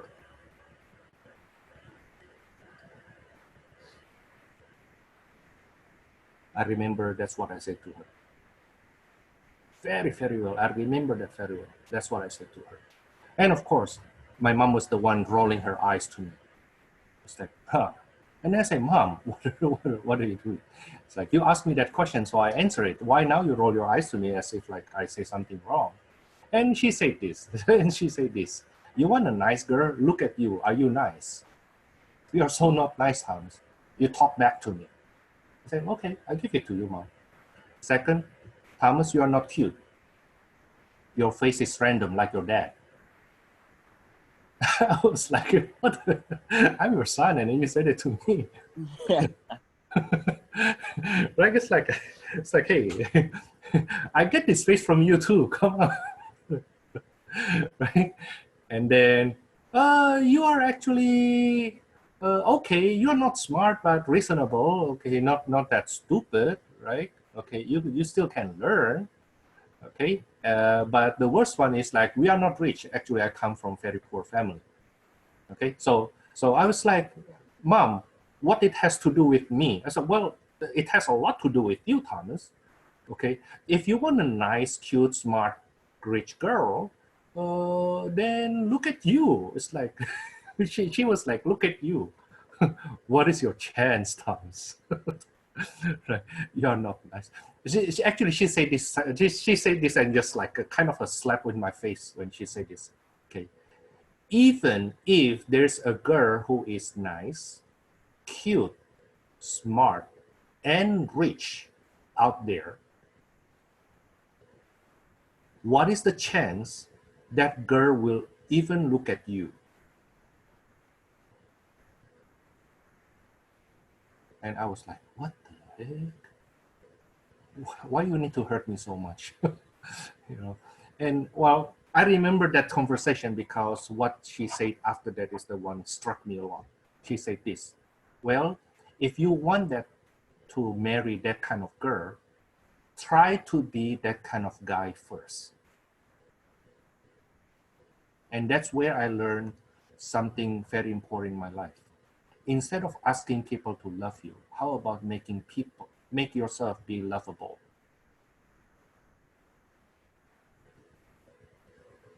Instead of insisting people to do things for you, okay, how about make yourself to be somebody that people look at you and look up to you, and what you expect from somebody, do you expect that from yourself first? That's what I learned from her. Okay, and since then I kind of like have in my mind to say, okay, then either I lower my big standard, it's such a very, very strict standard, okay, or I make myself up to that standard. Okay, of course, I admit, and after living long enough, I admit that there are cute girl married to ugly guy. Okay, you know, but that must be because that ugly guy has something better, other than it's like I believe God is fair. Okay, so if I don't have that cuteness, if I don't look handsome enough, then I must have something else in myself that I can explore and cultivate and be attractive. Okay, but that's actually not the main story that I want to share with you. The main story is this. if you have a set of nice girls,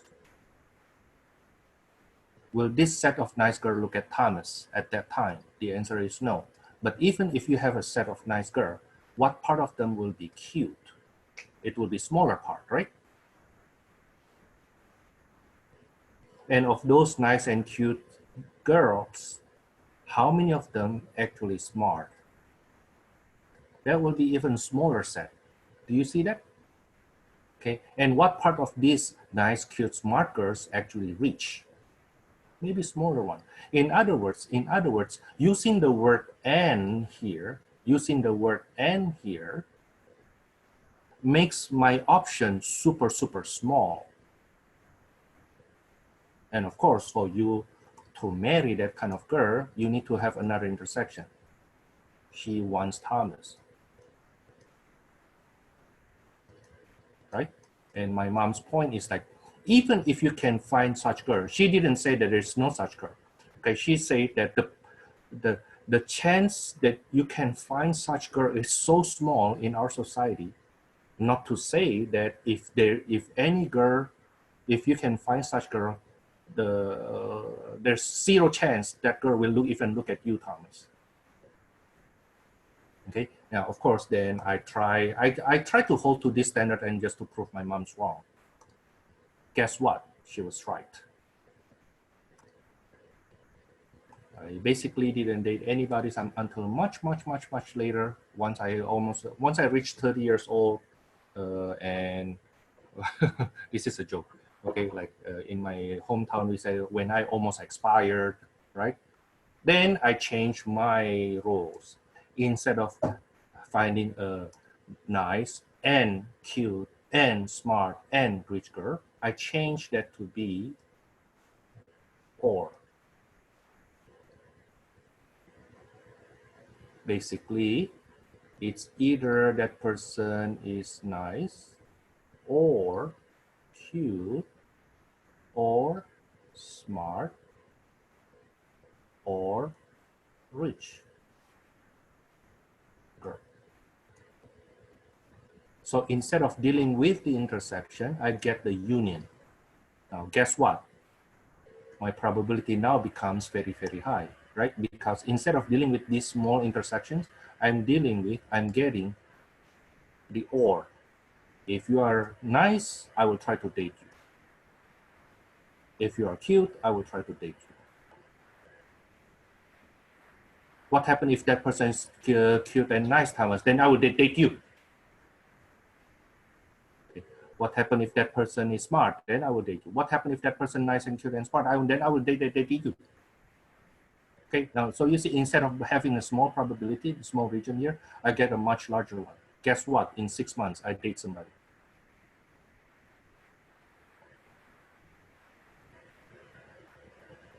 Right? Of course, when I was 30 years old, my situation also much better already. Okay, of course, I cannot change my face, right? I don't want to spend that money for plastic surgery. No. I change my attitude, at least try to pretend to be nice, right? Okay, and try to look smart and save my money such that I look a bit richer than what I'm actually is. Okay, now, but my point is, you see, the probability of getting the intersection nice, intersection cute, intersection smart, intersection rich, it's so small compared to probability of getting somebody nice or cute or smart or rich. You see that? Okay. Now, what I want to teach you from here is how this intersection and union relates. Intersection makes the set become smaller. The union makes the set becomes larger. So the probability of larger set will be higher compared to the probability of small set. Okay, but in between, I also tell you my opinion. This is opinion. You get it. If you take it, it's good. You don't take it, you're totally fine. Okay, yeah, that the person you want to marry will also look at you. Not only you look at that person. Okay, So you may say, I want this kind of girl, or this kind of guy. And before you expect this kind of people, okay, be that kind of person first. Okay. Of course, there must be weakness even after you get married. You know, there are things that you need. You will not find somebody exactly match with you. Okay.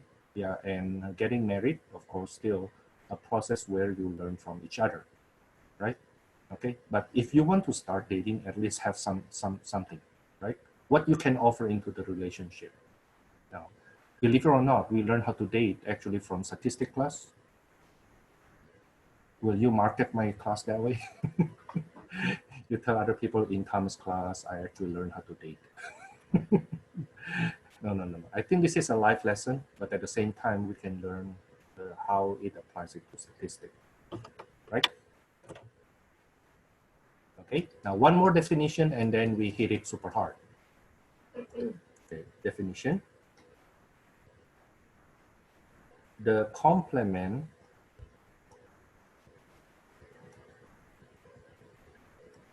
of set A is denoted by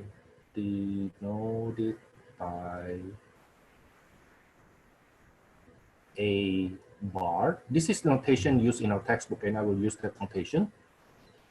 Okay. In other textbook, they use the complement of set A by superscript C. In fact, the textbook used at West LA College, they use this notation.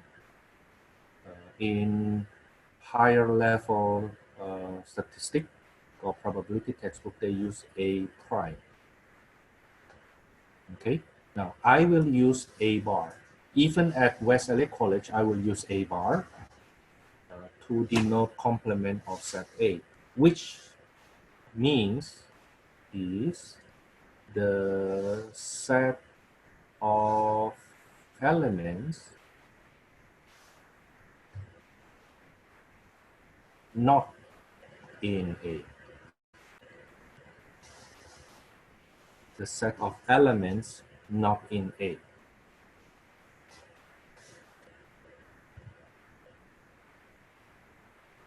So if I look back to this example, this Venn diagram here, if I look back to this Venn diagram here, let me copy paste that.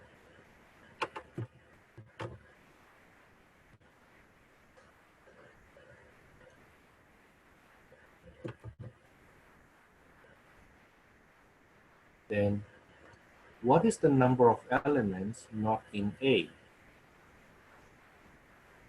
Number of elements not in A refers to anything outside of this A. Anything outside of this A. It refers to these 10 and 8 elements. So there are 18 elements outside of A.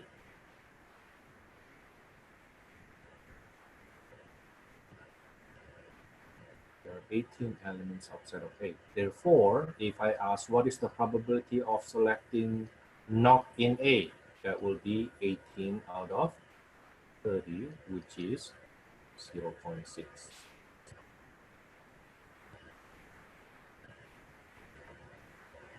Okay. How many elements not in B? From this picture here. There are 15, right? And that 15 comes from 10 plus 5. Okay. Which means the probability of selecting an element not in B will be 15 over 30, which is 0.5. Now, I hope you are not surprised to see that the number of elements in A plus the number of elements not in A should be equal to the number of elements in the sample space. And that is actually true in general. The number of elements in B plus the number of elements not in B will be equal to the number of elements in the sample space. It is true all the time. And therefore, the probability of an element getting an element in A plus probability of getting an element not in A should be equal to 1. Right? It's either you're in A or not in A. Right? Okay? Now, so in general, therefore, we get this formula, probability of not in E is equal to 1 minus probability of in E. Okay, we will see that formula later. We don't need that right now, but we will see that later.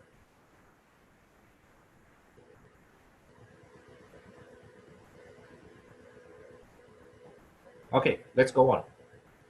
Remember I said I will hit it hard? Now is the time.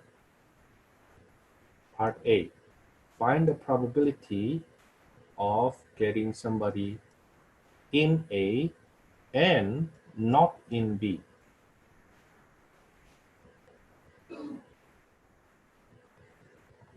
This is the type of question you don't really see. You don't see explicitly, and you don't really see implicitly in our textbook.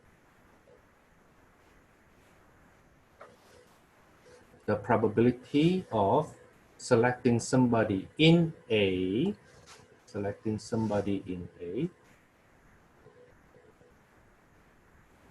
and at the same time, maybe sorry, let me color it differently. Those in A are these 5 elements and 7 elements. There are 12 elements in A, right?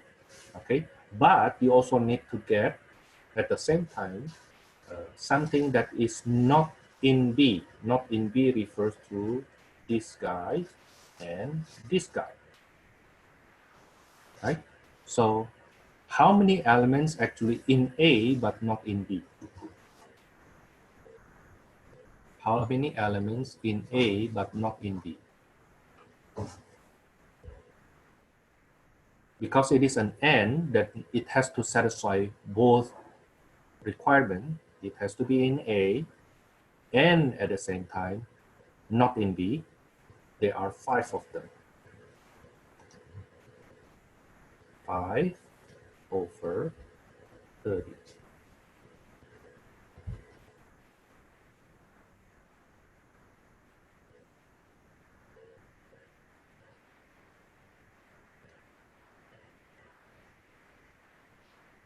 Which is 1 over 6.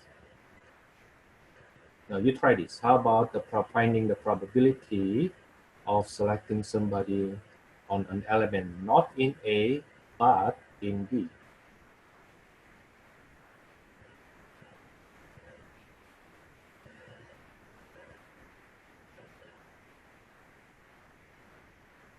Not in A refers to this guy and this guy, right?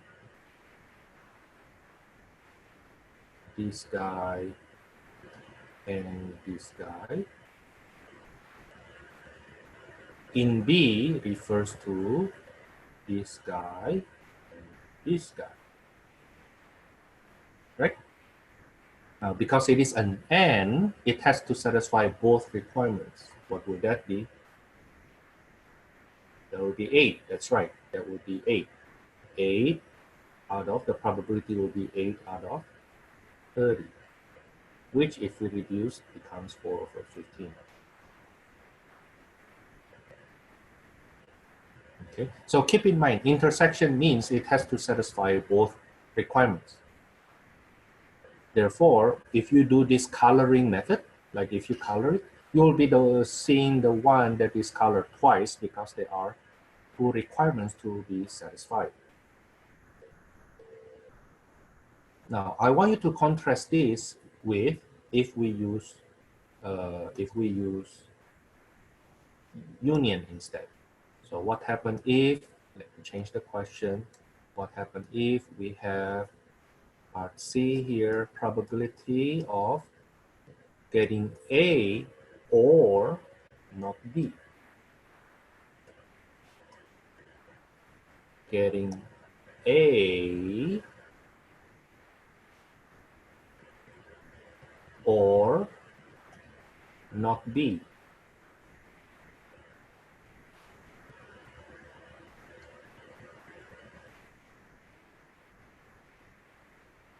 A or not B. Because it is an or, then as long as it is satisfied any one of the requirement, it doesn't have to be both, any one of the requirement, you will count it in. Therefore, you will get in A will be 5 plus 7. Not in B is 10 plus 7, but 7 already counted. I don't double count it.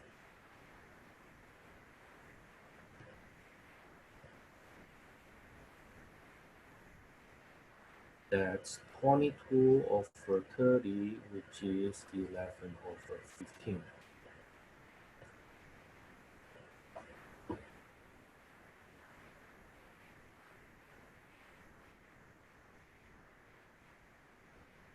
It's in A, that's how we get that 5 plus 7, or not in B. That's how we get that 10 plus 5, right? But 5 already counted, so I don't count it anymore. So I hope you see the difference between the union in which it just needs to satisfy any one of the requirements compared to intersection in which it has to satisfy all of the requirements. Now you try this.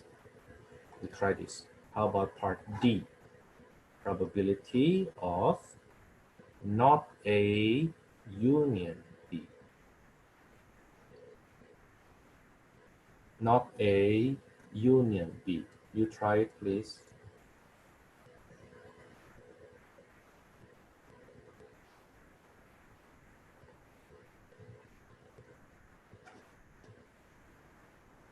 Okay. Not A refers to what?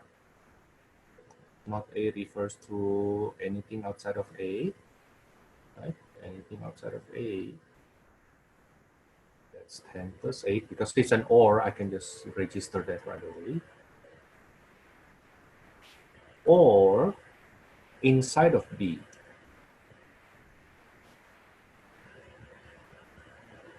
Seven and 8. But I already count the 8. I just need to add 7.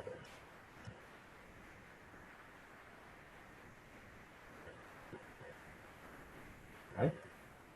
That would be 25 over 30, which is 5 over 6.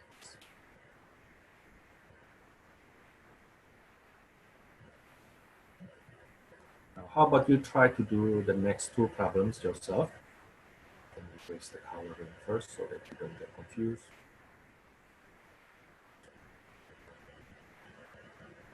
Part E, find the probability of not A intersect not B. And part F, the probability of not A union not B.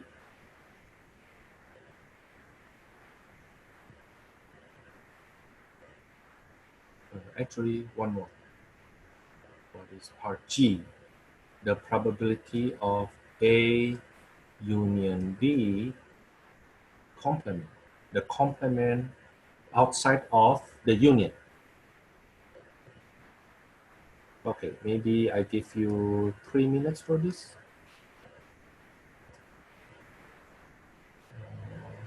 How do I zoom this? Zoom that out. So that you see the board. Okay, let me give you 3 minutes for this. Okay, let's start. Not A, and not B. Because it is an and, then it has to be the one satisfy both.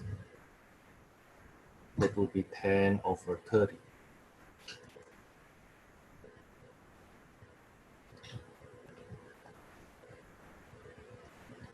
That's 1/3. On the other hand, not A union not B. As long as it satisfies one of them. Once you color it, then you count it in. Right? Then that will be 10 plus 8 plus 5 over 30. That's 23 over 30.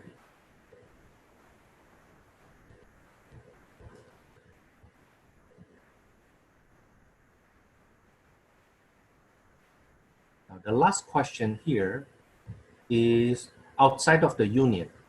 Outside of the union. The union is this. This is the union. Right? That's the union. Outside of the union will be 10 over 30. Outside of the union. That if this is the union here, then the one outside of that will be this guy. Right? So that would be 10 over 30. That's 1/3.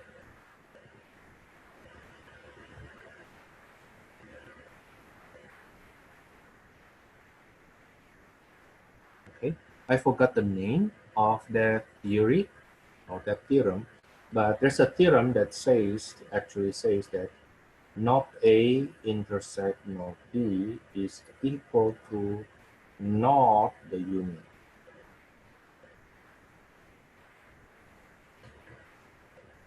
And not A union not B is actually the same to not the intersection. But I forget what's the name of that. Oh, the Morgan's law. That's the Morgan's law.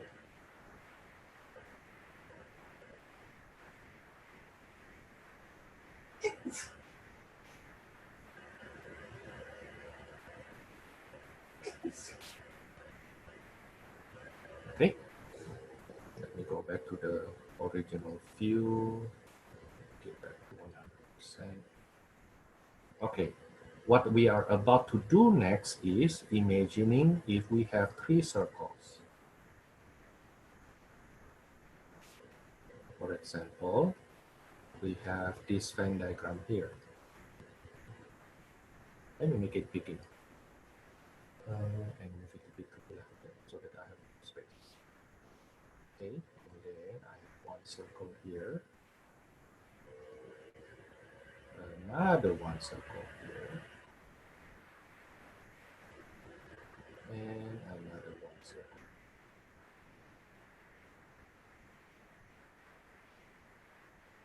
Let's say I have 12 here, 3 here, 2 here, 5 here, 4 elements here, 17 here,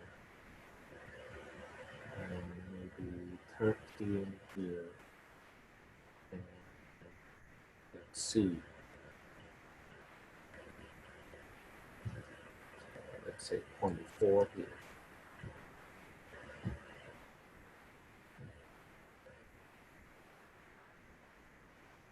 To help us with our computation later on, let me ask you to compute the following number of elements in A. Let's say this is our A here.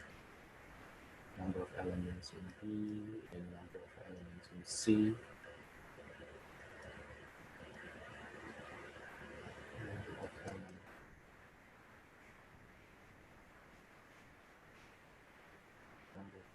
in C.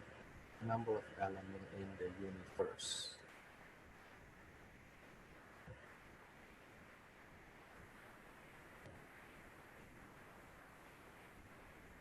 Number of elements in A will be 12 plus 3 plus 2 plus 5. That's the number of elements in A. But Thomas, the 3, 2, and 5 also in other set though. Yeah, that's fine. But the statement earlier is number of elements in A. It doesn't say number of elements in A, but not in B. No, it doesn't say so. It's just number of elements in A, regardless if it is in other set or not. Okay, so from here we see the number of elements in A will be 22.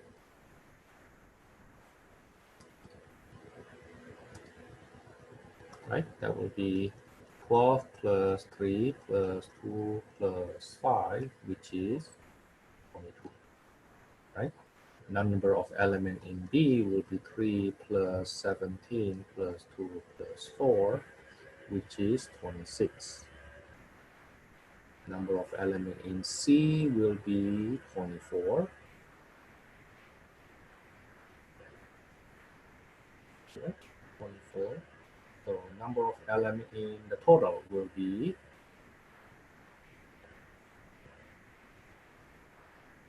80. You confirm that. You confirm that. That's number of element in A, that's 22 plus 17 plus 4 plus 13 plus 24.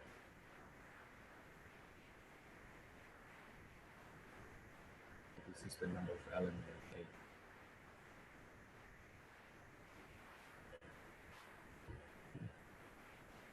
I say A, I write B. Number of element in A. So the total number of element in this universe is 80. Select one element at random. Select one element at random.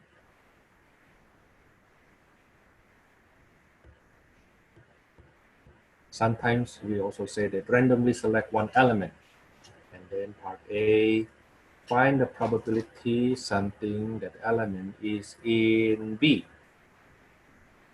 Part B, find the probability that element is not in C. I think that one is still easy, right?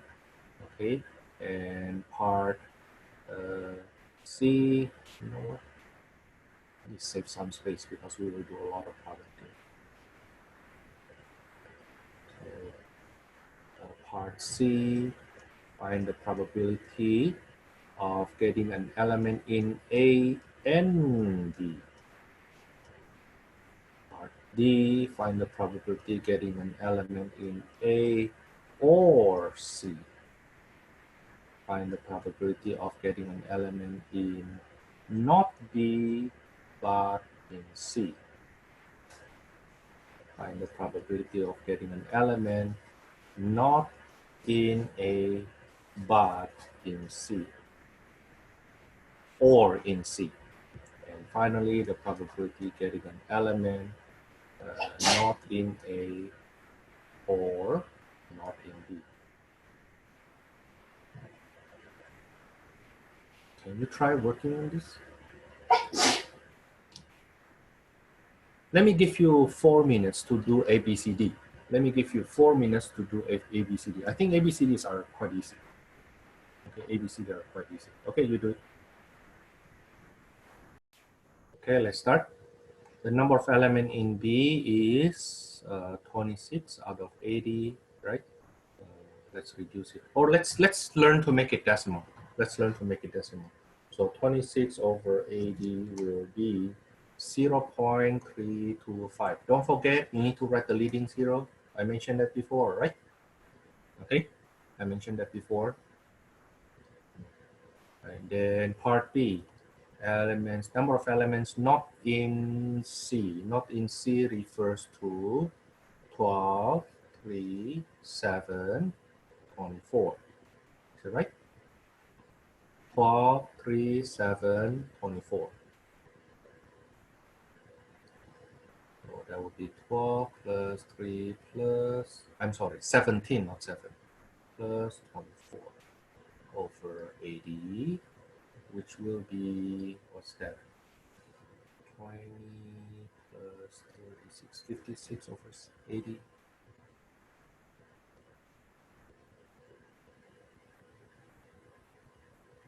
Fifty-six over 80 is 0.7.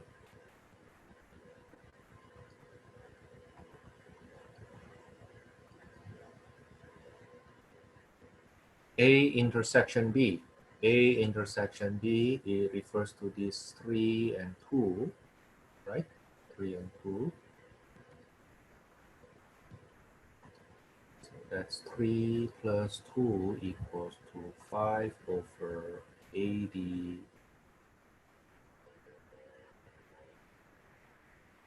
is 5 over 80.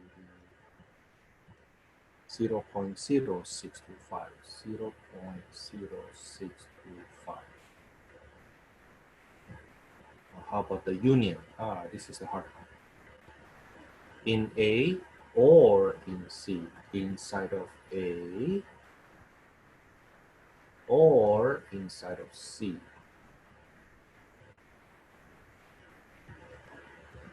Okay. It's an or, so once you count it, you count once it is once it satisfies one of the requirements, then you count it in.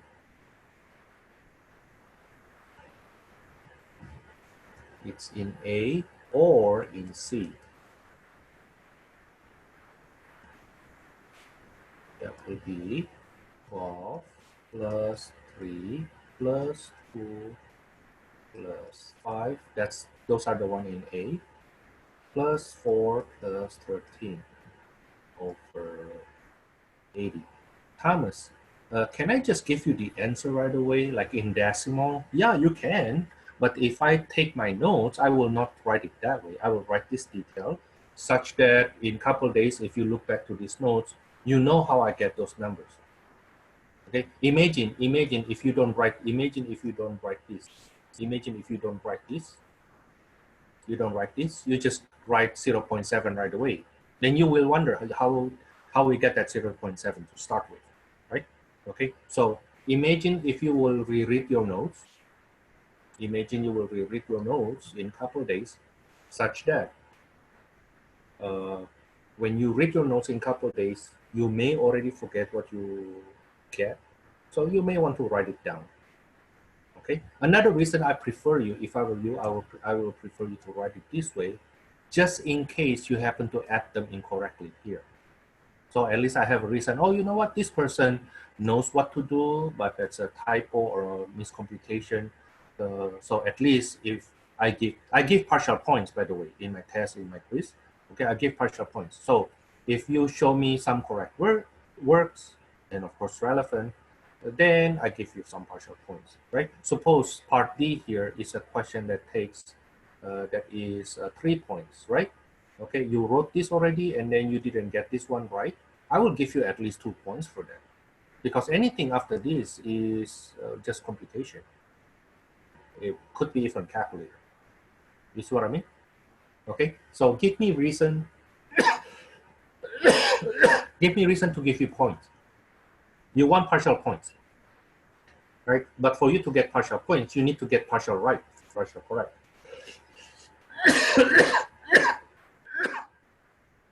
Okay, don't forget that when I say I need to grade you fairly, it means I have to grade you based on what you write, not based on what I think you want to write.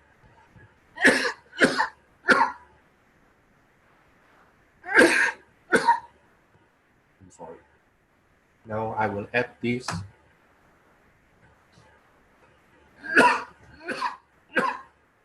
I will add this, what will this be? 22 plus 17, 39.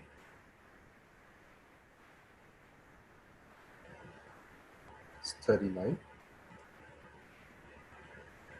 over 80, which is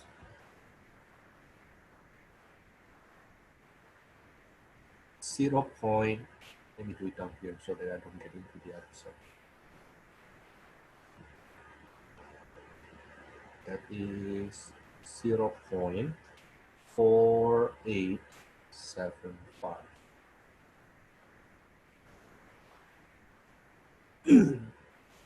Now let's do the hard one. Part E.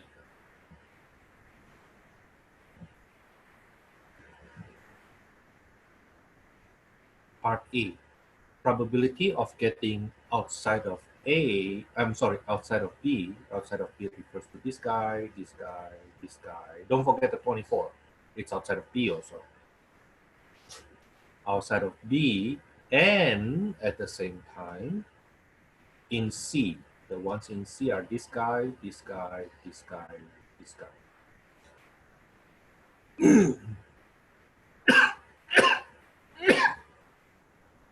So the one outside of outside of B, but in C will be 5 plus 13.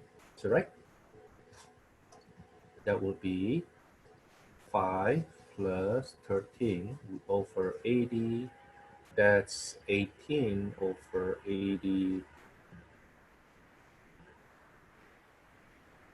18 over 80, 0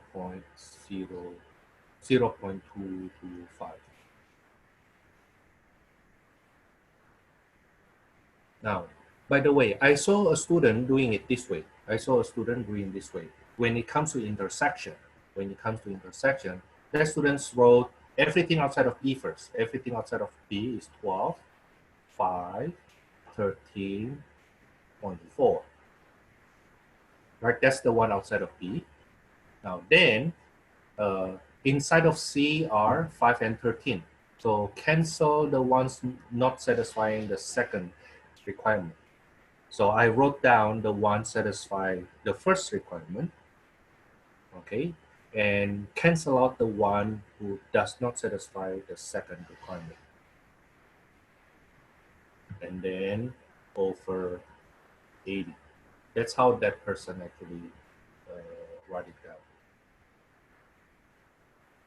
Okay, now if you think that's helpful, you can try working it out that way.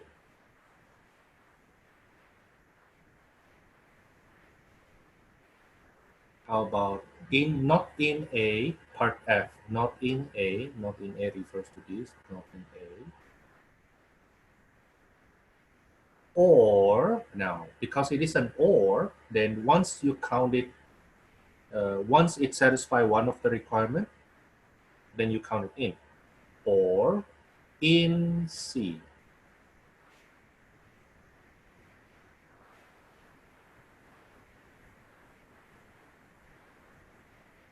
Not in A or in C.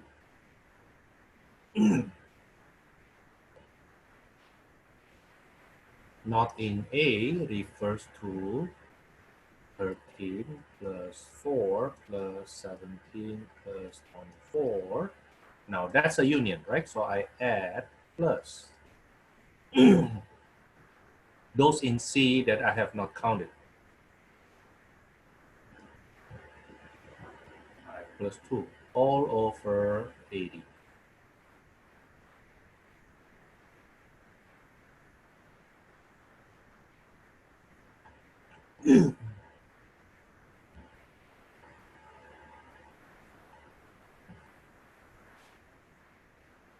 I add all of those, right?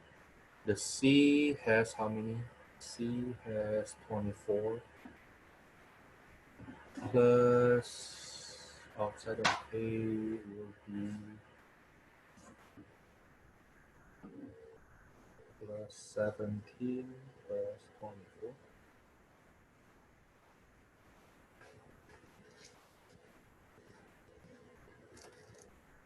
I get 65 over 80. Yeah, basically you add those numbers, those 6 numbers, you add them. 65 over 80 will be 0 0.8125.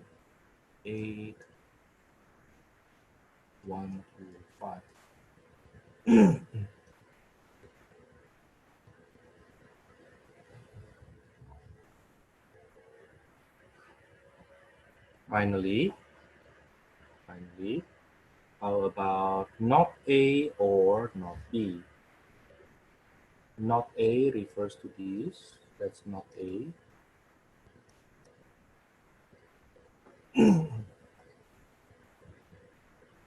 That's 13 plus 4 plus 17 plus 24. That's not A. Union, not B. Not B, not B, not B, not B. But the one not counted yet are 12 plus 5.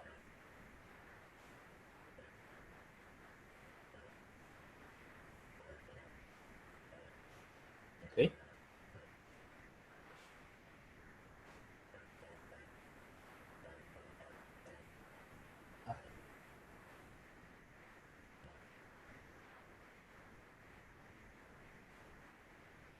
you add them, please?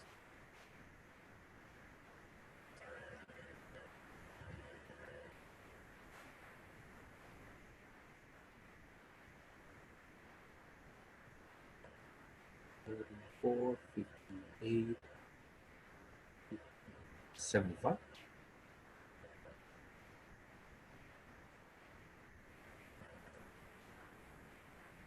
That's 0.9375.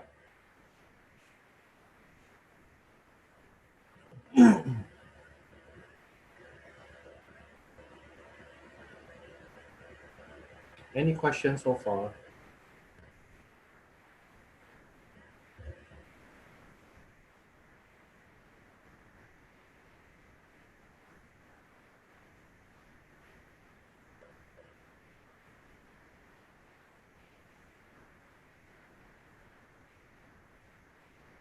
No question?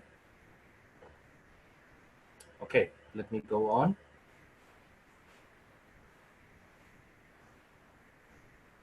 In case we are not given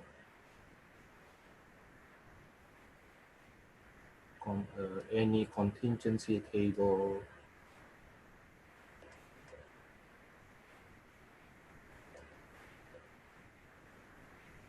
nor Venn diagram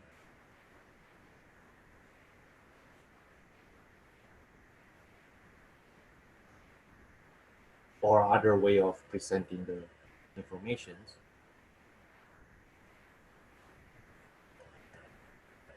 or other presentations,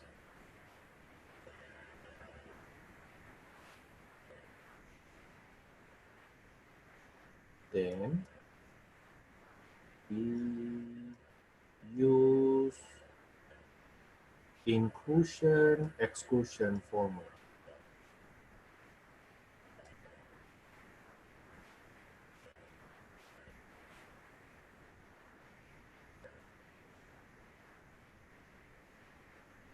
Now, what is inclusion exclusion formula?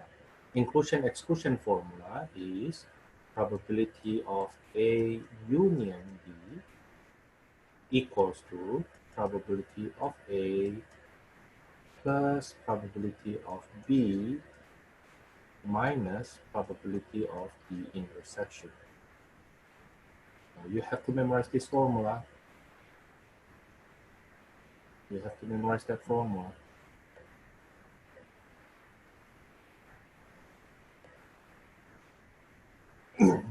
Okay, now the idea of that formula comes from the following. The idea,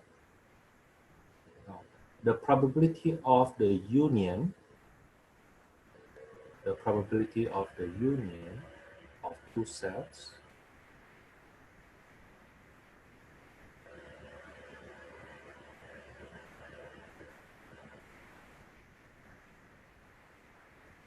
is equal to the probability of the first set, let's call this A here, this is our A, equals to the probability of the first set A here,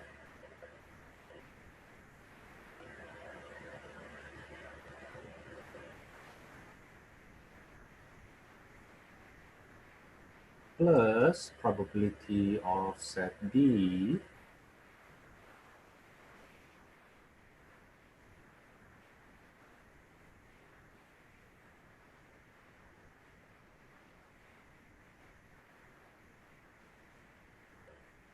but you see when you add probability of A plus probability of B, notice that the intersection is counted twice, while we're supposed to count it only once.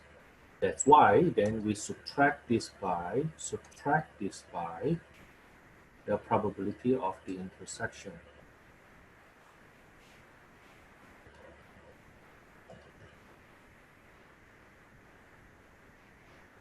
You see that?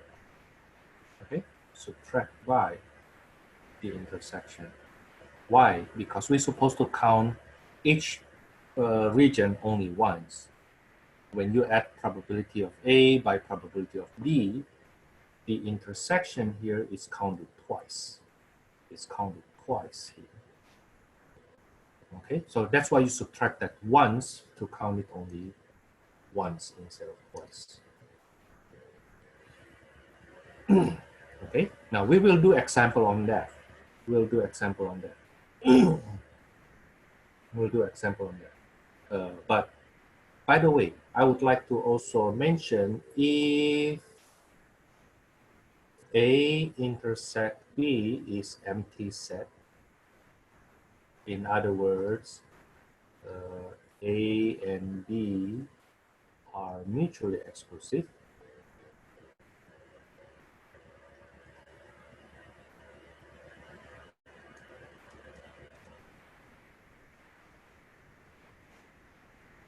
Then probability of the intersection is probability of empty set, which is 0.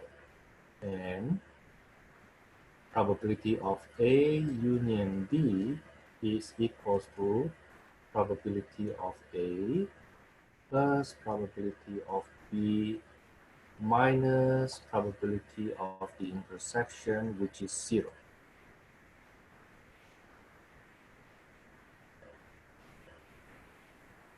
Because of the mutually exclusive. Okay, so remember in our property number 3, remember our property number 3 here. If E and F are mutually exclusive, then the probability of the union equals to the sum of the probabilities. Okay, now what we did, that property now being reflected even better in our last formula. Okay, so when you memorize this last formula here, don't memorize just the formula, but also the hypothesis that A and B are mutually exclusive. Now, let's do problems from here. I will do some problems from here, and then after this, I give you a break. For example, let probability of A equals to 0.6, probability of B is 0.7, probability of the intersection is 0.5. So you see, we don't have Venn diagram, we don't have contingency table, but we need to compute probability of question, find the probability of the union. So what should we do here? Well, we don't have contingency table, we don't have Venn diagram, so we need to use formula. Okay, we need to use formula. Now, I'm not saying you cannot use formula. I'm not saying that you cannot use formula in this case. I'm not saying you cannot use formula in this case. I'm not saying that you cannot use formula when you have contingency table or Venn diagram. You still can. You can use formulas. But you will see, using formulas while the data is right in front of you is actually an overkill. No need. Okay, no need. You can, but it will take you longer time and very likely brain power. And therefore, if you keep on doing that pattern, you may spend too much time unnecessarily. Okay. But if you are not given Venn diagram nor contingency table, then the only way to do this problem is by applying that inclusion, exclusion formula. Now, every time you apply that formula, write down the formula down first. So probability of A union B equals to probability of A plus probability of B minus probability of the intersection. For probability of A union B equals to 0.6 plus 0.7 minus 0.5. Probability of the union equals to 0.8. Okay.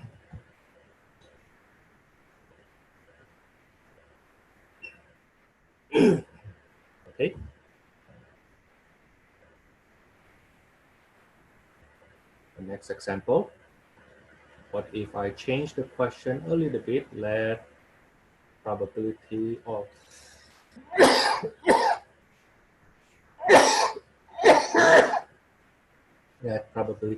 the union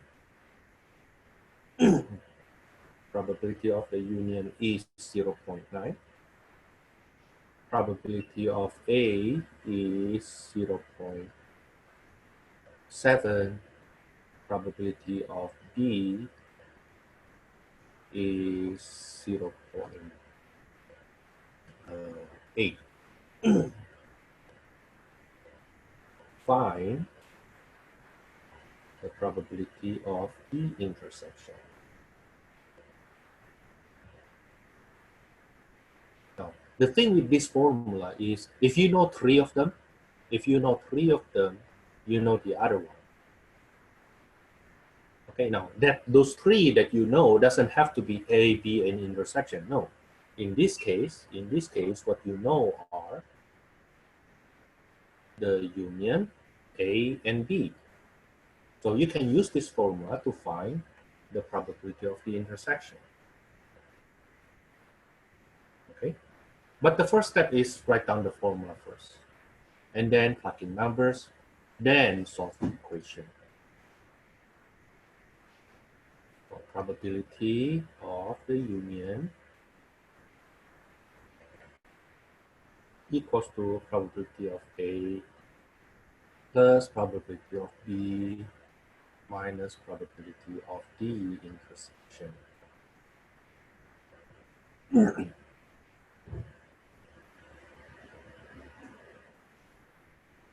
0.9 equals to 0.7 plus 0.8 minus probability of the intersection.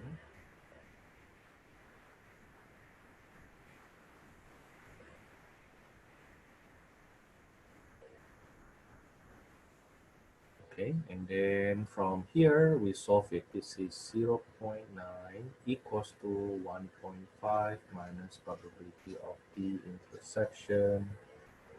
Let me move this to the left-hand side and this to the right-hand side. You have your ways to compute to show your work here. Probability of the intersection therefore is 1.5 minus 0.9. That's 0.6.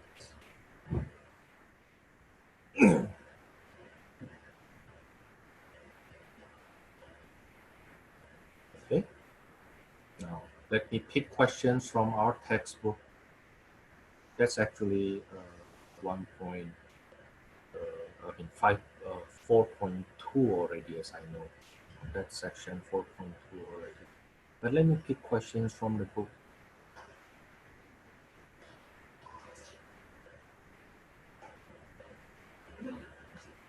You can do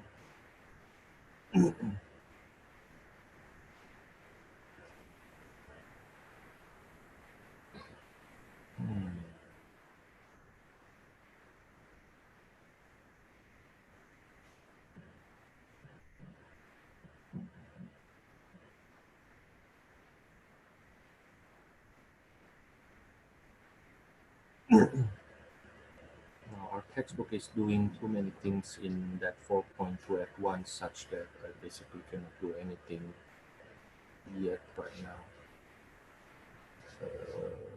Yeah, we will do the problems from our textbook after our during our quote-unquote lab hour later on. But let me give you a long break first for now. So here's the thing. I plan to give you this kind of break in starting from today. I will give you 10 minutes and then 20 minutes and then 10 minutes. Last time I give you, as I know, only 30 minutes in total. And I myself felt so tired at the end of the day, at the end of the class. And I found out that we actually have 40 minutes break for this class. It's 4 units back to back, right? To be more precise, it's actually 5 units. So we have 40 minutes break. So I'm about to give you 20 minutes break right now. Right now is 11:30, so let's come back at 11:50. Okay, let's come back at 11:50.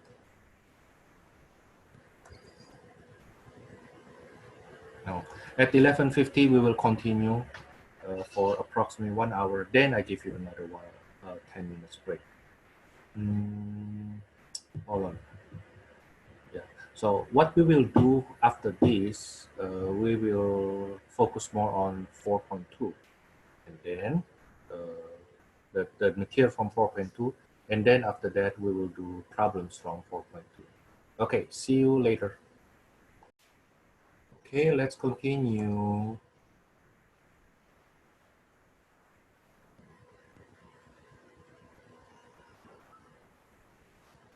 Let's continue. I will go back to, let me create a new example. Let me create a new example. I will start with the Venn diagram with 2 sets.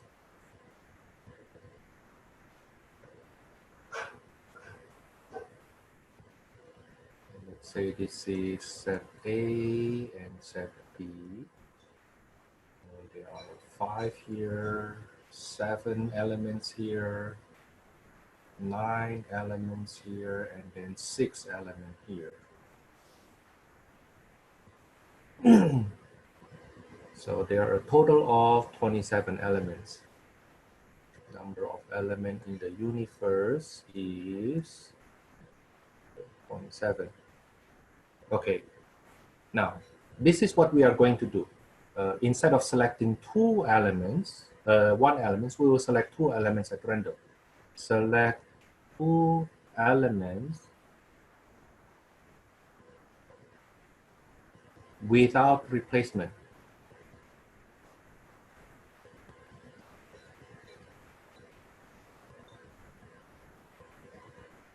Now, without replacement means once you pick that element, you don't put it back. Okay? Once you pick that element, you don't put it back. That's what without replacement means. Now, suppose the question is then, part A, what is the probability that both of them from A? What is the probability that both of them from A? So we will see what is the probability that first one. So we want to select 2 elements, right? And we will do it one by one. We'll do it one by one. What is the probability that the first one is from A?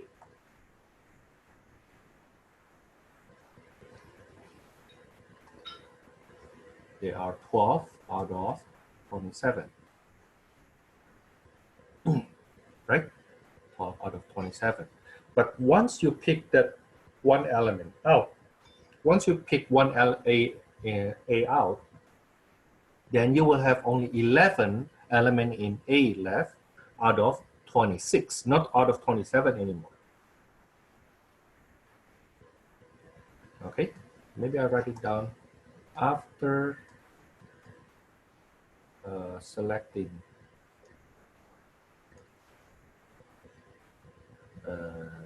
A, we have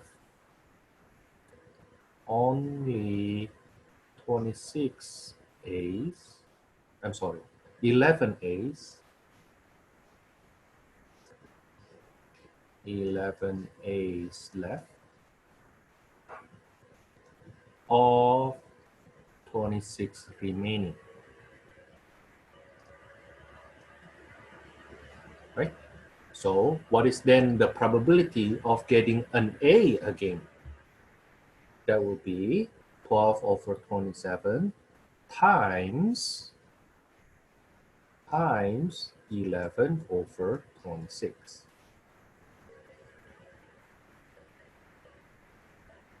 So think first, what is the probability of getting an element A? And then after you pick that A out,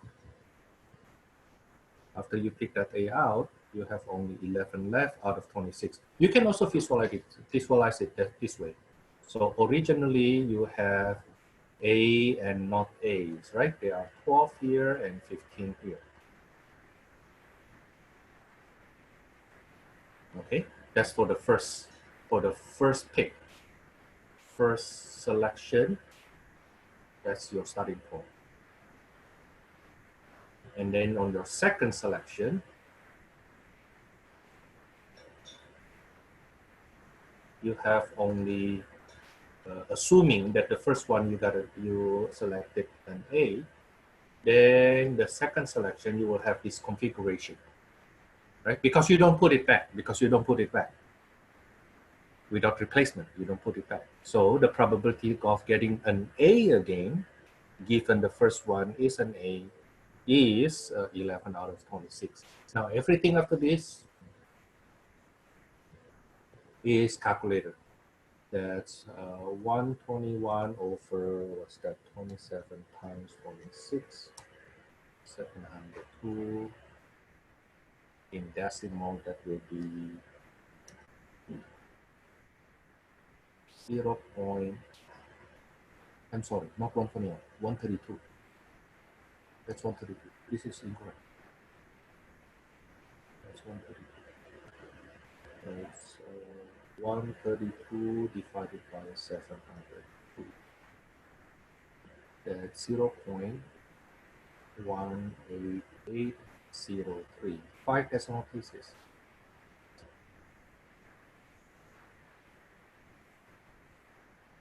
Now, can you replicate that? To find the probability that both these? Can you replicate that to have probability that both not these? Can you try?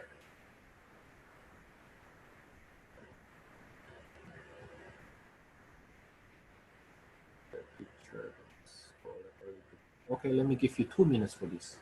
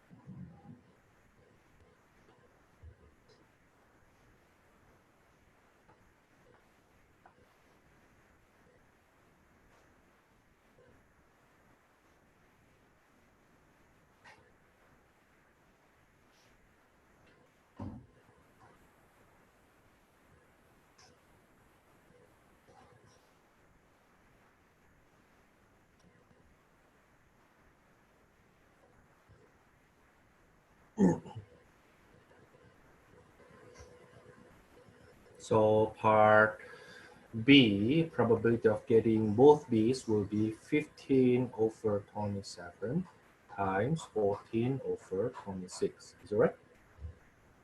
15 over 27 divided by 14 over 26.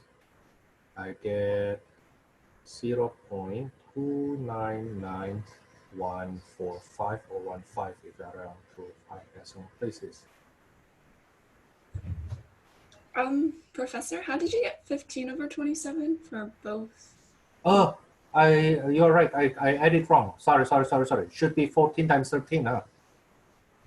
Is it right? Sorry. Thank you for, thank you.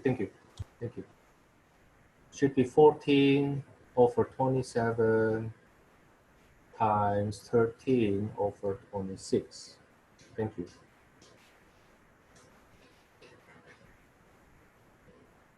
So that will be 0.25926. 25926. Thank you. Now, how about probability that both not be? So how many not be in there?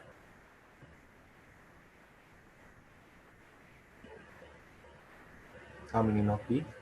Not be are these guys here, right? Those are not be's.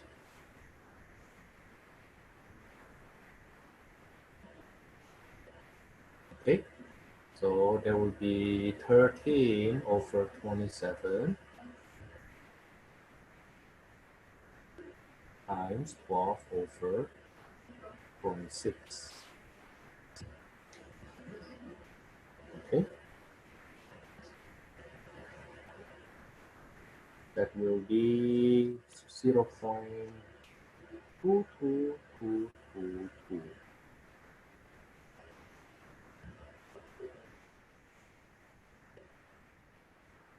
Is it okay so far?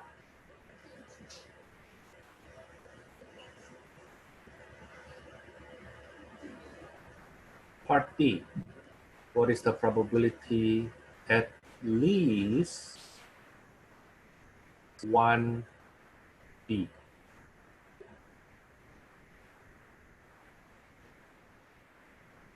Probability at least one B. At least one B means the number of B's is equals to 1 or number of B's equals to 2, right? Is it right so far? Now, you can compute the probability of one B, probability of both B's, but it is actually better for us to compute it this way. Probability of at least one B is the same to probability that the B is not 0, right? The probability of no B, but you do the complement.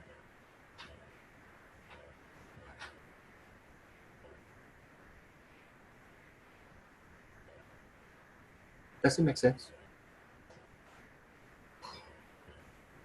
So this is equals to 1 minus probability both not B.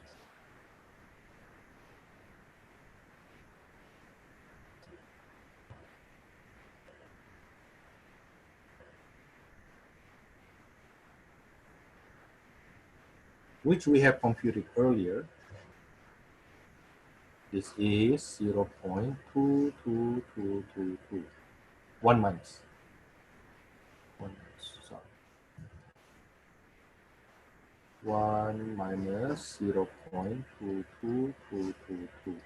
That's 0.77778.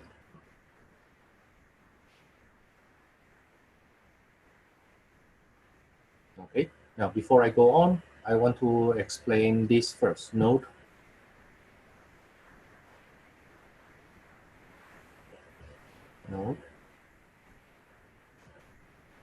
probability of at least one is equal to probability of not none.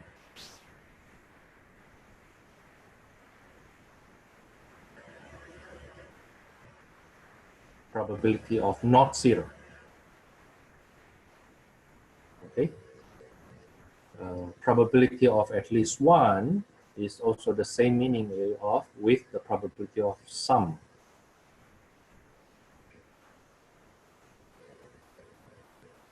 Okay. So if you think about this as from the English point of view, when we say someone in the room, right? That's the same meaning to at least one person in the room.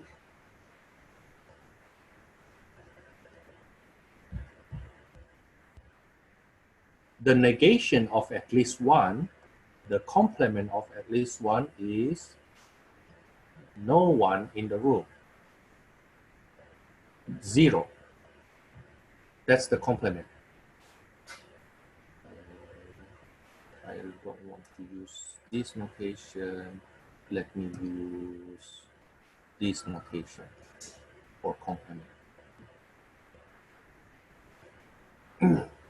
Okay, the negation of never is at least once. That's the negation. So, for example, if my wife complained, Thomas, you never help me wash the dishes. All I need to say that I did at least once. All you need to show is I did it one time. In fact, this is true. There was one time my wife actually complained. Of course, she was kind of like a bit tired with my children, right? So she needs help with me washing, doing the laundry, and I was busy teaching at the time. So she said, "You never help me doing laundry." She used the word never. She used the word never. I understand what she meant. I understand what she meant. But I jokingly replied her, "Well, I did at least once. Remember the first time you do laundry? I was the one teaching you how to use the laundry machine. So you cannot say never anymore because I did once." Okay, I will agree when she say, "Thomas, you hardly helped me with the laundry," right? Okay, that one I agree. But once she accused me of, "You never, Thomas, you never helped me." Well, the word never is overkill, honey. I did help you at least once. Okay, now I don't want you to use my illustration here and you focus on that illustration. Okay, I want you to use that illustration to help you understand how the word some, which means at least once, is the complement, is the negation of the word not. Okay, and that's what we use in the previous example in part D there. When I say at least once, it means I can compute 1 minus 0, 1 minus the probability of getting nothing. Okay, to actually say further, other type of the negation of the word all. The negation of the word all is the negation of the word or is some not.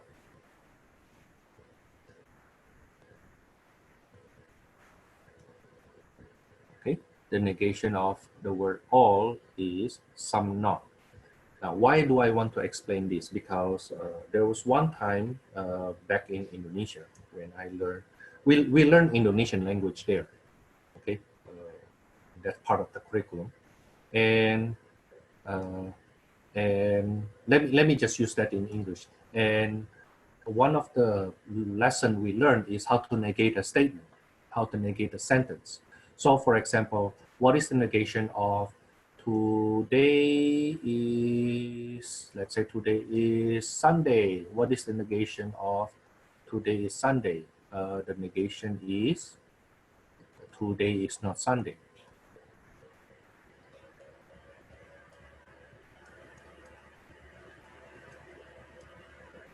And because we did it long enough, some people start thinking, well, all you need to do is to insert the word not to negate that. And it turns out that's not how you do it. Okay, that's not how you do it. In some sentences, yes, you can just say it that way. Okay, but in some sentences, you cannot do it that way. For example, all ELAC students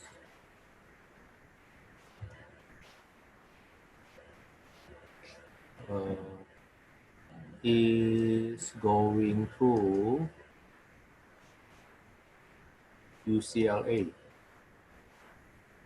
Now, the negation, the incorrect one, the incorrect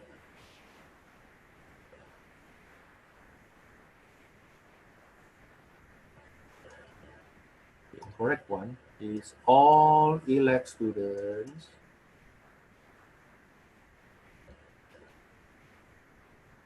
all ELAC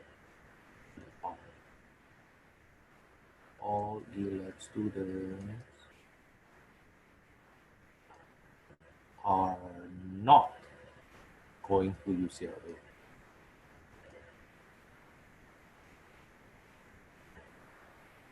But that's a wrong negation though. That's a wrong negation. The negation of all, the word all refers to the wholeness, everybody. When you say all, means everybody at East LA College going to UCLA, right? To negate that statement, you do not need to overkill that and say that everybody is not going to UCLA. No, no. To negate the statement of wholeness, all you need to do is some not. Okay, some not. So the correct way to negate that, is not all ELAC students going to UCLA.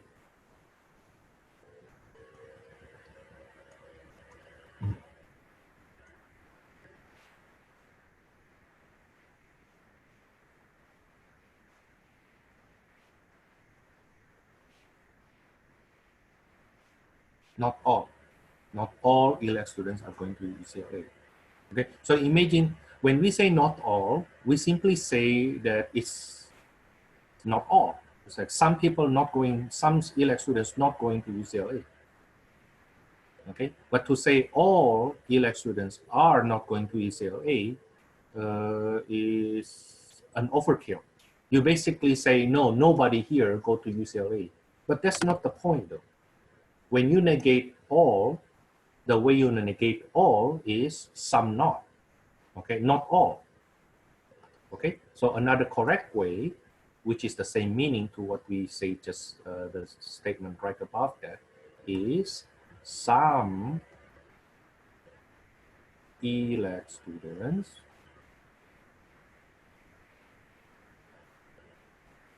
are not going to UCLA.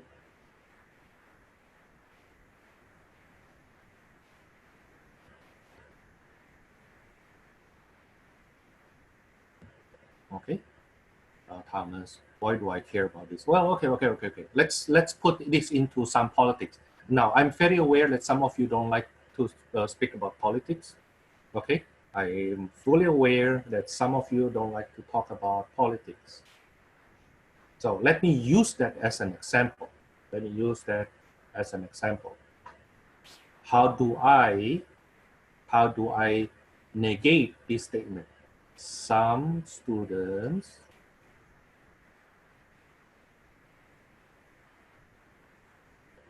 don't like to talk about politics. Now, what is the negation?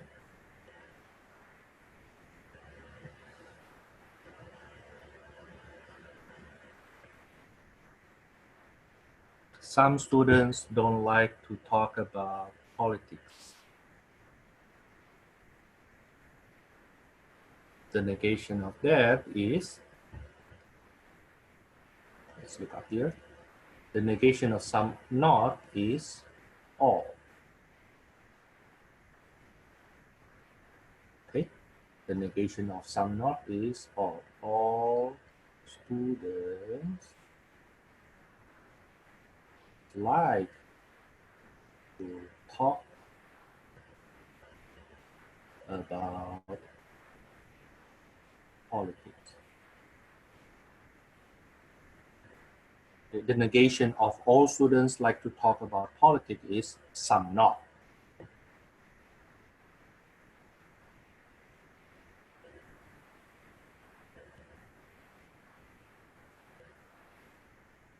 Okay, now let me change this.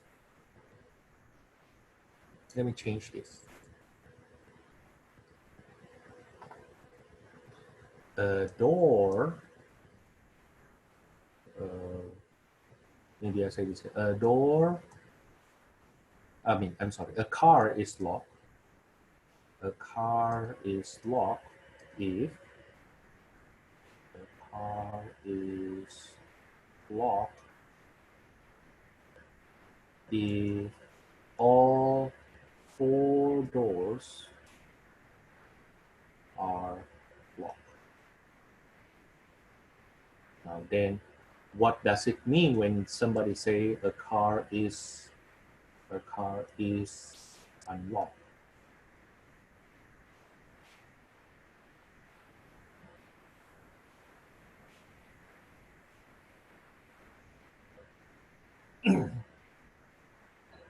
When we say a car is locked, if all four doors are locked, right? Then what does it mean when we say a car is unlocked?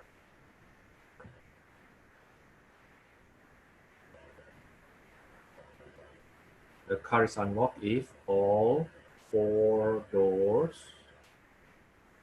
are unlocked. Is it right? Is it right? No, it's not.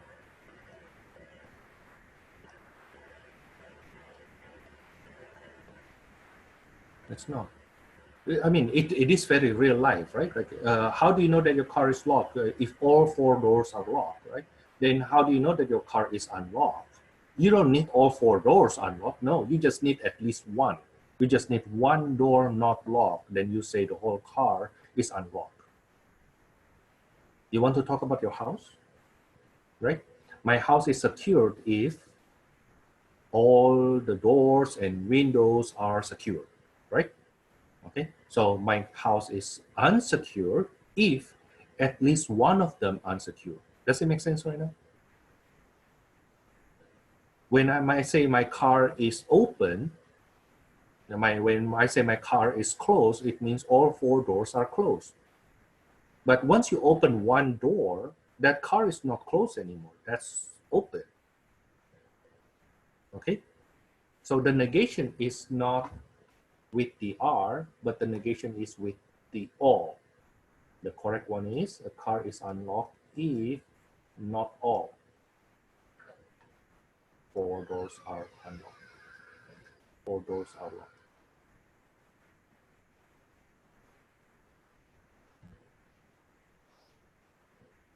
Okay, which is equivalent to say if some doors are unlocked, at least one. Okay, that's the logic behind it. So going back, when we talk about at least one, when we talk about at least one B, okay, that's the negation of no B. Okay, that's the negation of no B. Now, these examples I gave you here are the examples when we do without replacement, which means we don't put it back. Okay, once you pick it up, you don't put it back. What if we have the case with replacement? What if we have the case with replacement? It means we put it back, and therefore, the second selection, for example, will have the same configuration with the first one. Because whatever you have earlier there, okay, any card you pull out, or any element you pull out, you put it back such that the second selection configuration will be the same.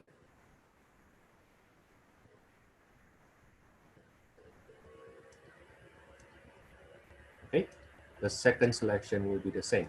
Now, once you do it with replacement, then we say that they are independent. Let me define a new terminology, definition. Events A and B are independent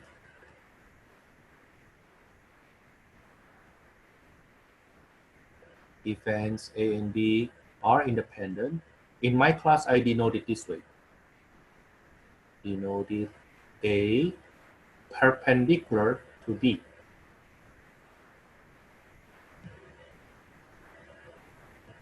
If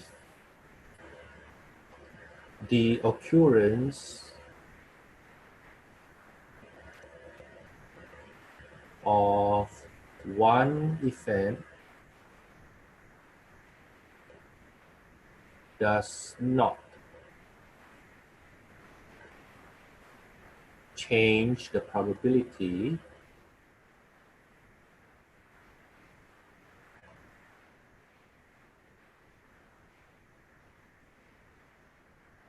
of the other event.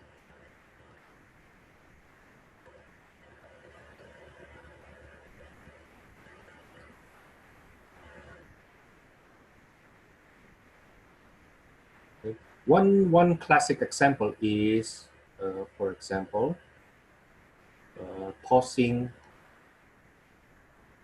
a quarter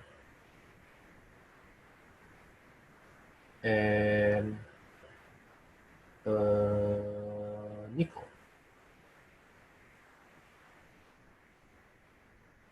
Is that the way you write nickel? No.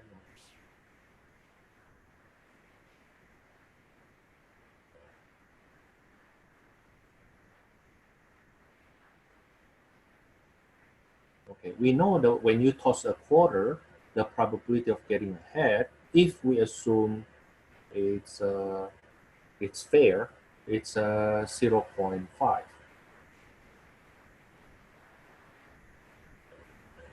Right? Head for the quarter is 0.5, and let's say likewise for the nickel.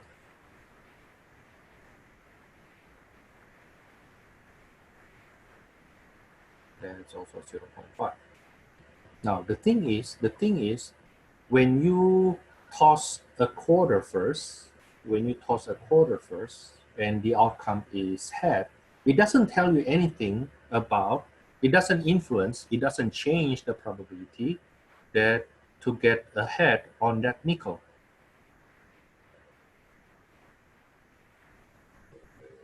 Right? Okay. The chance that when you toss this and you get ahead does not change the probability of you get ahead in a nickel.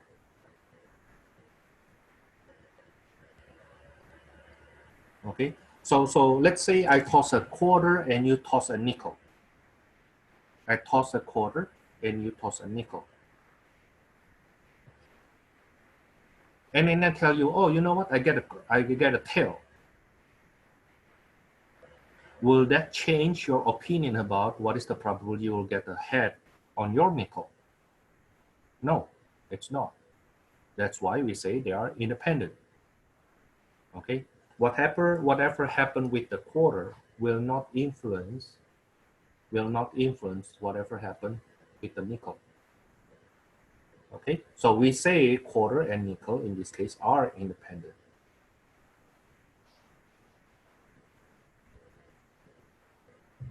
Okay.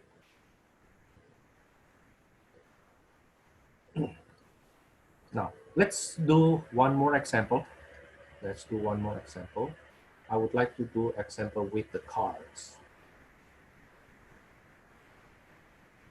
Select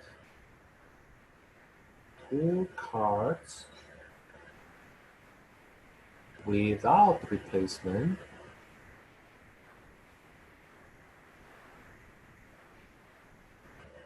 from a deck of cards. In this case, it's 52 cards.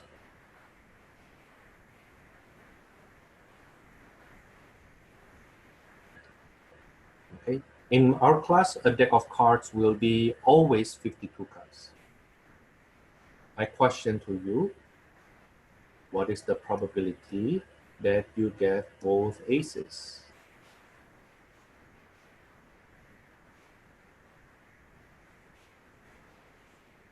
What is the probability you get both aces? How many aces in a deck? There are 4, right? There are 4 aces. So you can think of it this way. You can think of it this way. You have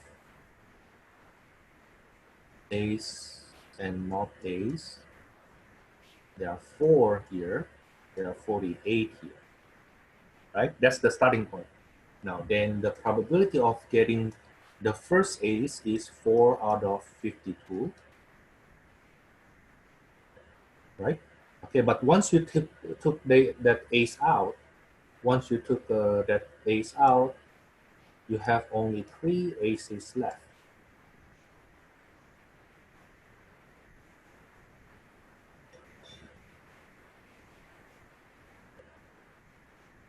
So for the second selection, you have probability of getting 3 out of 51. Okay?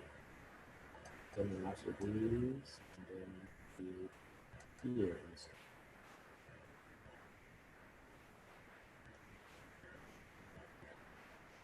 Okay? Then this would be what?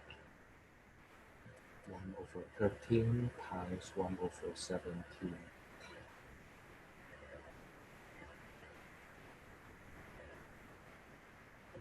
That's 0.00452. Now you try this. You try this. What is the probability that you get both diamonds? How many diamonds in the deck? I'm sorry, I write something wrong there. It should be 52 here. I write something wrong. I tried to correct that earlier. It looks like 3 earlier. It should be 52 cards.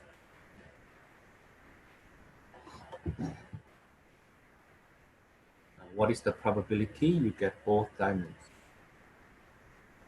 Let me see, do I have that earlier?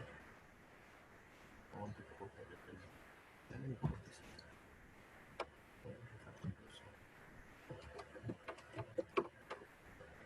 So that you can, eventually you need to memorize these cards though.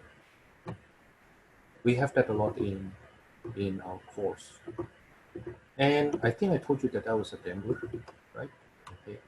And not that I'm proud to be a gambler, but I'm proud to tell you that I apply what I teach you.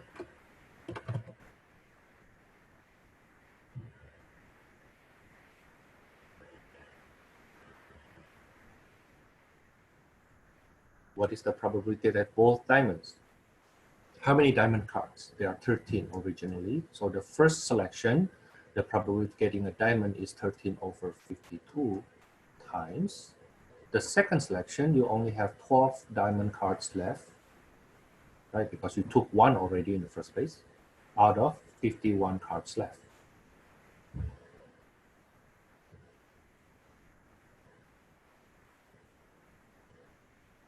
Okay, so that will be, I think that will be 1 over 17. That's 0.0588.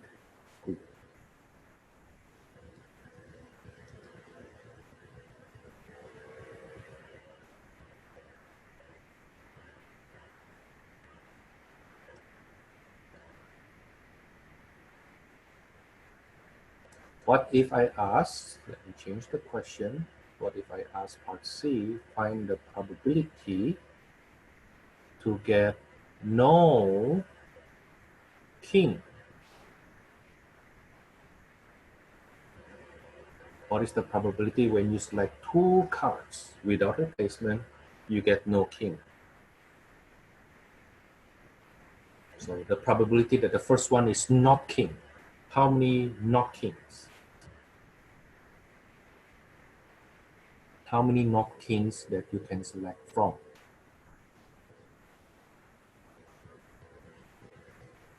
There are 4 kings, so 48 not kings, right? That's the original configuration. Okay? So the probability when you select 2 and both of them without kings will be 48 over 52 times, not king again, 47 over 51.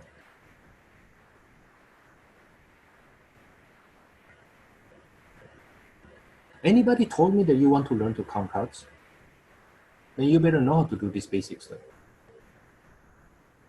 I'm not saying when you know how to count cards, then you will win all the time. No, actually, we have more people knowing how to count cards and still losing.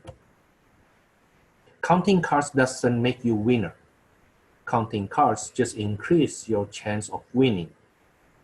But counting cards, when you play blackjack, counting cards will increase your chance of winning, but at the end, your chance is still less than 50%. Okay, let's say if you don't know how to count cards, the chance of you winning will be around 10%.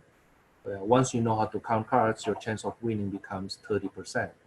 That's significantly higher, but still doesn't make you a winner in long run. No, in long run, you still lose.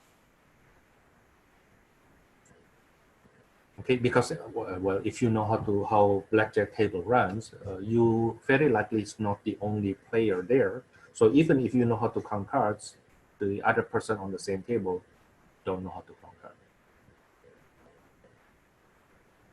right?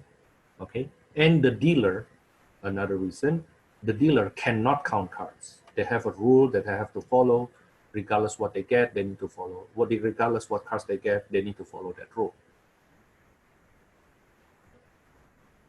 Okay, but this is the basic. The probability of not getting any king will be 48 times 47 divided by 51 divided by 52.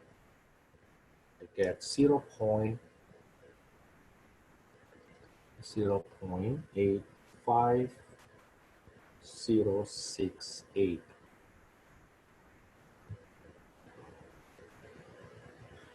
Okay, your turn. What is the probability when I select two cards, we get no heart? Can you do it?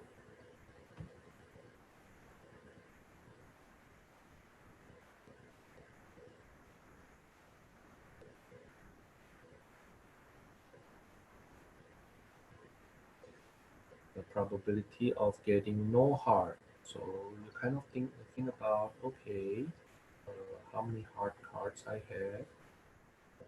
13 heart card, right? So broken heart, the no heart, not heart will be 3 times 13 will be 39. Now when you select two cards without replacement,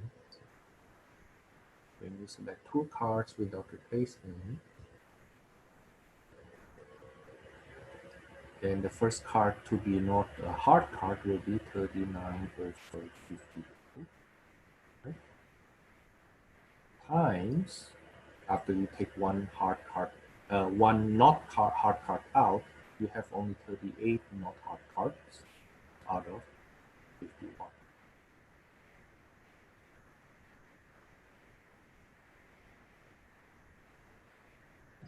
Okay. Compute that. I get 0.5588.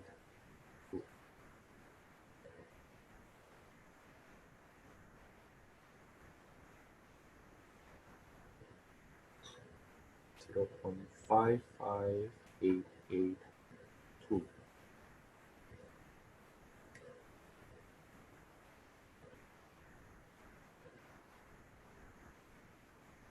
Then find the probability at least one king.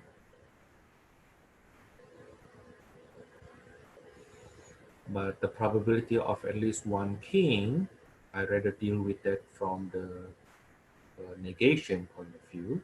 That's 1 minus probability of no king.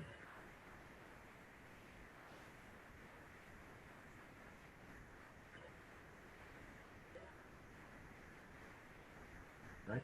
Which is, we did that up there already, that's 1 minus probability of no king will be 48 over 52 times 47 over 51.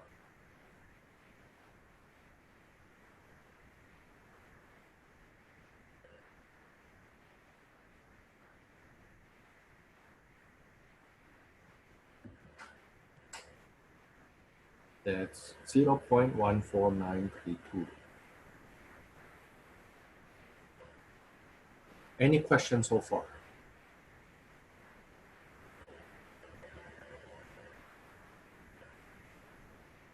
Nobody say anything. Okay, let's go to the next example. Let's play poker. In the game poker, in poker game,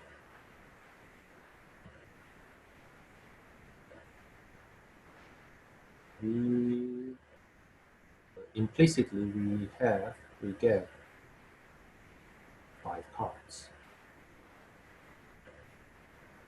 3 of which common cards, 3 of which cards being shared with other players.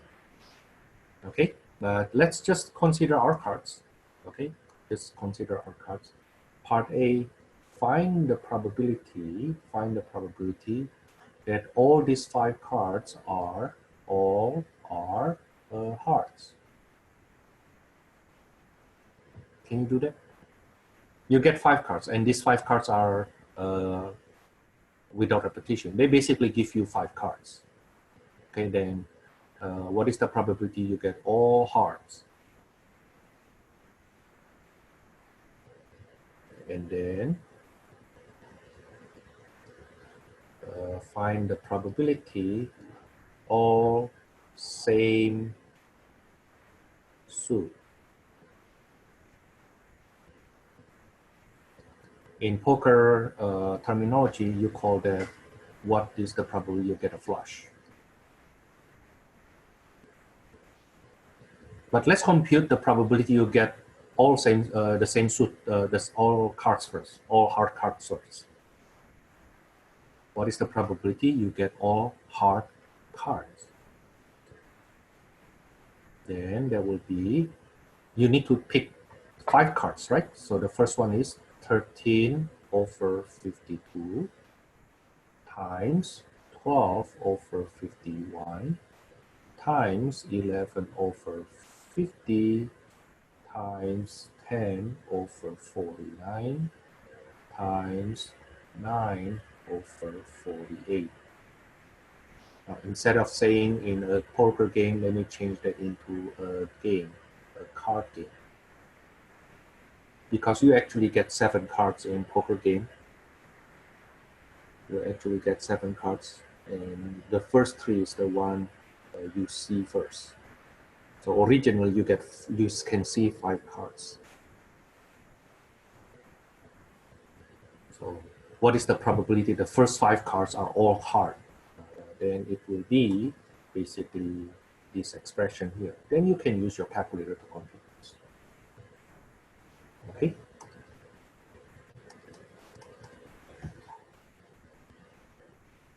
Now, part B, you can compute it yourself using a calculator. Okay, I'll just leave it there. Part B, what is the probability all same suit? Or you get flush. Now, get flush basically means the probability that all club plus probability all spade plus probability of all hearts plus probability of all diamond. Right? Now the thing is, each one of them has the same probability with part A. Let me compute first what is part A.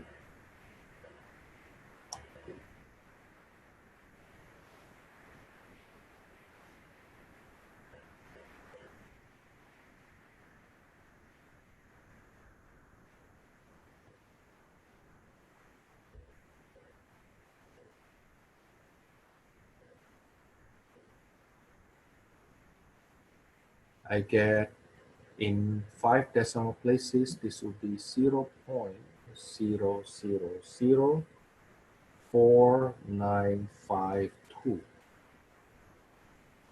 you will see each one of these here will have the same probability.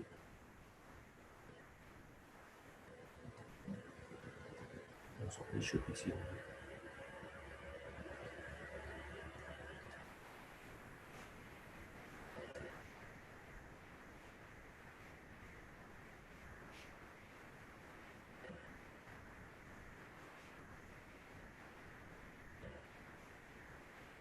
whatever you have there, I will go back to my calculator, multiply by 4, and I will get 0.00198 if I round it to 5 decimal places, which is less than 5%. In fact, that's less than 0.2%. The probability to get a flush is very small. Imagine what is the probability of getting a royal flush. If you know what is royal flush refers to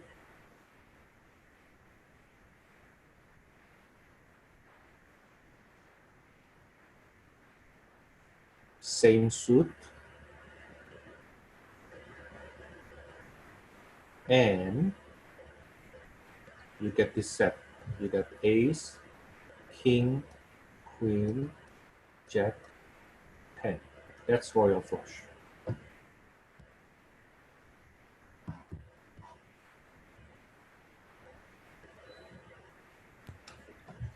Professor, I have a question. Uh-huh. So for part A, if we were to round it, so I rounded it to 0.0050, and Yeah, that's okay. If you make it, yeah, that will be okay. The thing is like, yeah, if in my test I will just take it because I did tell you that round it to 5 decimal places. Now the thing is like, because I will know that I'm gonna multiply it by 4 in part B, so I keep it in like more than 5 decimal places, so that once I multiply by 4, I don't have too much rounding. You see, if I do round to if I round it to 0.0050 and I multiply by 4, you will get 0.002 in part B, right? Okay, yeah. In fact, the way I use my calculator is the following. Let me show you how I use my calculator in a second. I bring up the calculator first.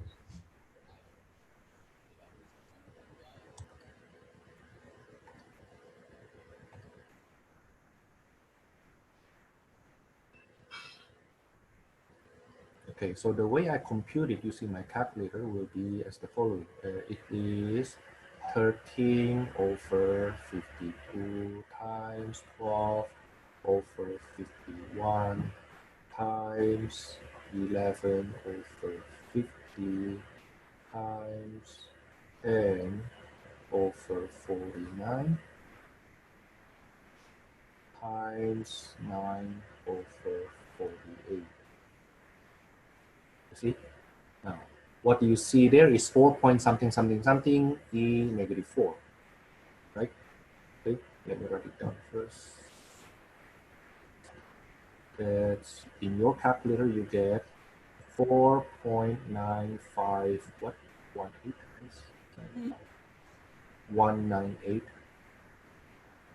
198 e negative 4. Now when you see this notation, it is actually scientific notation, which means this number times 10 to the negative 4. Now, which means the first number here is on the 4th decimal place. So this 4 here is at the 4th decimal place. Is at the 4th decimal place. Okay. Now then, if I go back to my calculator, and whatever the result there, I multiply by 4 to get part B, then I get a better view. Right? Usually, if you have a very small number, like already 3 or 4 zeros after the decimal point, they then write it in scientific notation. Let me quote that. Okay. Good question, by the way. But yes, I will take it if you write it that way in your test. Okay. All right. Thank you.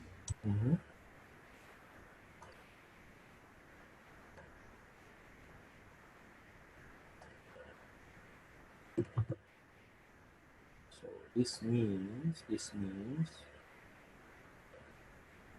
this 4 here is 4 starts at the fourth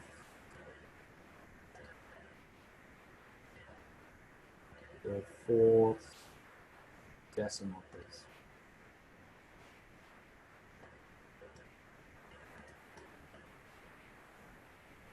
Okay. Now, by the way, I don't play poker. I don't play at all. I don't play poker at all. Even though I can teach you a little bit about how to count cards, I don't have any experience whatsoever in playing poker. On the other hand, Mr. Chang, the guy you see on my website on the front page, Mr. Tenshi Chang, you can say that he is actually a professional poker player. A professional for his friends because he plays with his friends only. You know. Okay.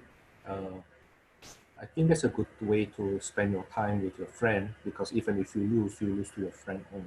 I don't recommend going to casino though, for pokers. The reason I don't play pokers, especially going to casino to play pokers, because even if I win, I will win that from other player, and there's no sense of working together.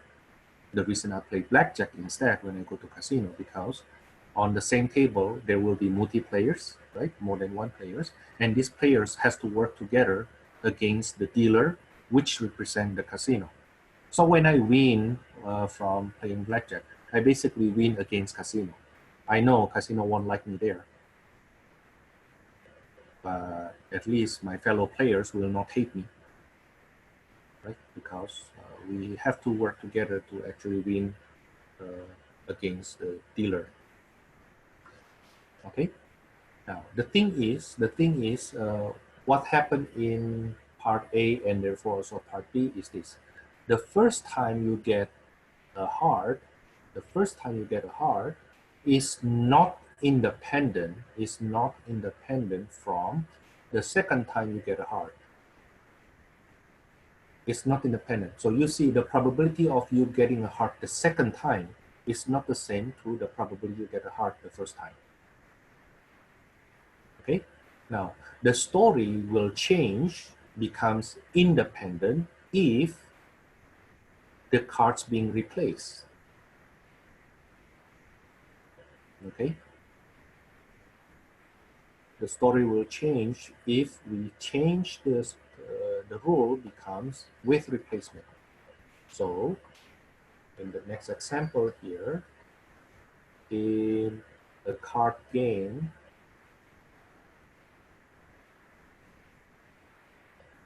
select, we get 5 cards. We get 5 cards with replacement.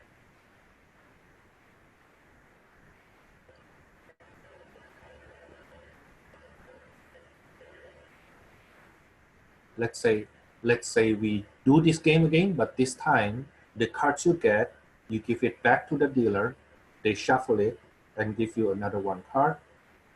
You look at that card, give it back. They shuffle it and then give you 1. Okay, so what happened is the probability, part A, the probability of getting all hearts will be, the first card to be heart will be 13 over 52, right? Which is 1/4.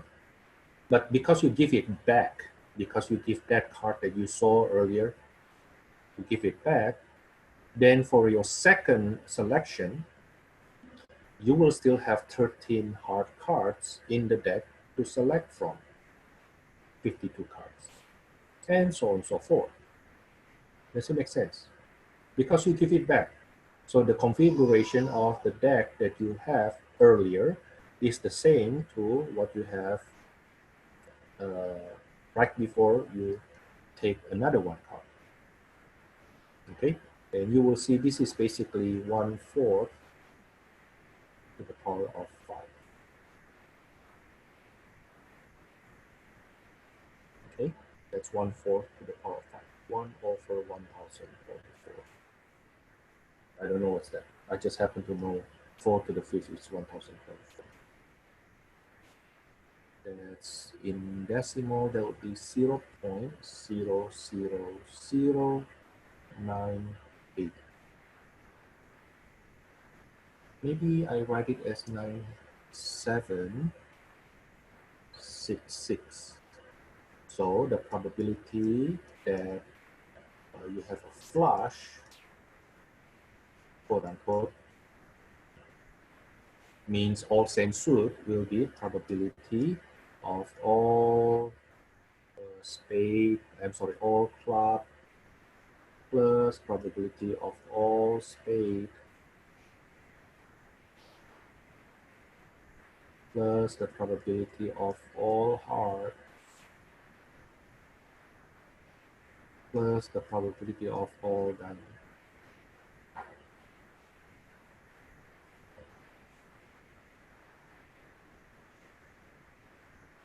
Okay, and you will see this is equals to 4 times whatever you get in part A,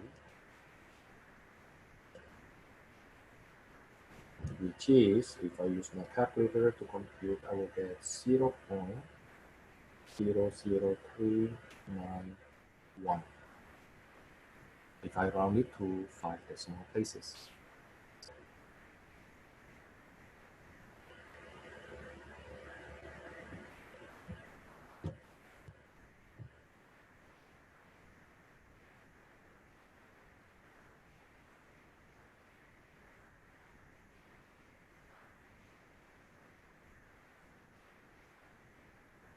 Now, I mentioned something about earlier about that my connection, my Zoom connection get disconnected briefly, right? Okay. Let's talk about the reliability of our internet. Okay. I want to say, let's say I have, this is just illustration. Okay, I have a server and my home, my internet server, whatever, router to my computer. Maybe I use router instead of server and computer instead of home. So I have my router. And then it's my computer. Now, the connection has some probability to fail, right? The connection has some probability to fail. Let's say the probability that it doesn't work, the probability of failing here or get disconnected is 0.001. It's a small probability. It's a small probability. Now, if the probability that it fails is 0.001, what is the probability that it works?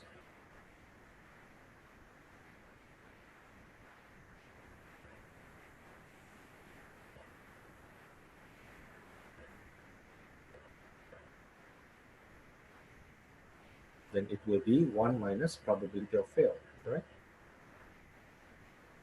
That is 1 minus 0.001.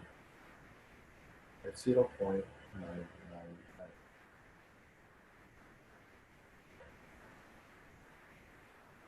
Right? Now, let's change the storyline in the following way. In order to reduce the chance that it fails, I bring another connection. Let me use red color. Okay. I bring another connection with the same probability of failing.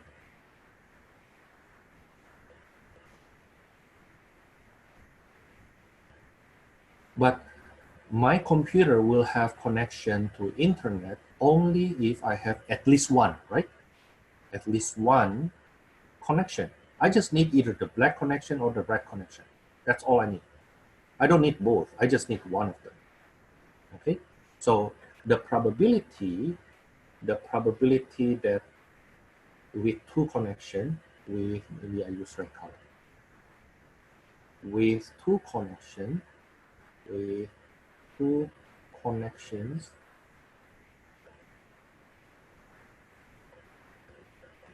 the probability that both fails will be if this one fail and this one also fail. Is it right? The probability that both fails will be 0.001 times the black connection is fail and the red connection also fails. So the probability that both of them fails is 0.00001. That's a lot smaller. So you see, even one connection, the chance is small, but imagine if you have two parallel connections. So the probability that both fails will be a lot less, right? So what is the probability that it works? This system works. That will be 1 minus probability of fail.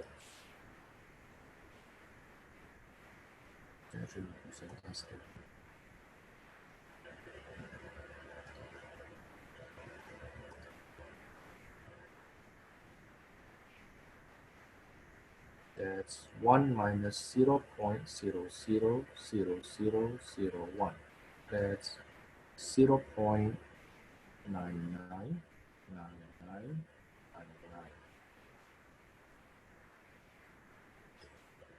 So basically, by building another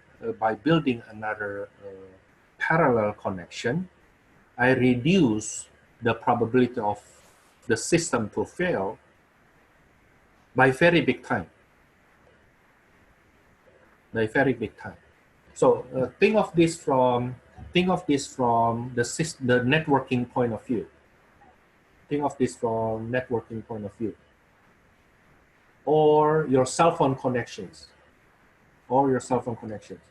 from one machine to communicate with another machine. If you use only one cable, let's say, the probability of fail is, let's say, 0.003, let's say. 0.3% probability of fail is actually quite high. You know, it means out of 1,000 trials, out of 1,000 connections, 3 of them fail. Okay, so it's actually a bad one. Now, how do I improve the reliability of this connection? How do I improve the reliability of this connection? One way is you try to produce a better cable, a better system, a better connection. One way to reduce the fail here. That's one way. But to come up with such better technology may be too expensive, or we may not even have that kind of technology, right? So instead of finding a new type of cable, a new type of fiber, okay, why don't we get another connection that is independent from the first one? Independent from the first one, and you can just use the same type of wiring, you can use the same type of machine, you can use the same type of connection, you can use the same type of fiber optic. Okay, now you will see the reliability of this configuration is a lot higher compared to the first one. Okay, the probability that it works with one connection, with one line, is 1 minus 0.003, which is 0.997, which is actually quite good already if you are the only one, if you are the only person using this system. But if there are 1,000 people, then guaranteed 3 people complaining, right? Okay. Now, what happens if you have 2 lines? What is the probability it will work? the probability will work will be 1 minus the probability both of them fail, 0.003 being squared. That's 1 minus 0.000009. 0.999991.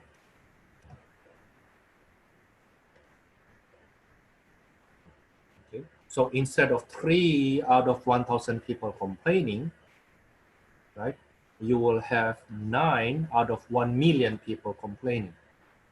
But 9 out of 1 million people complaining, I guess it's pretty good number, right? At least you still have a big portion, a very big portion of people say that your system is reliable.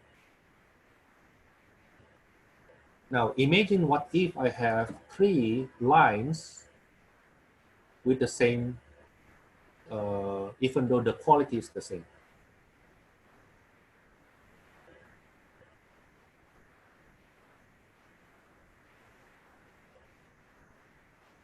And let's say the problem, so I say the quality is the same. So the third line, the green line right now has the same reliability, but when we look at the whole system here, the reliability is significantly increased.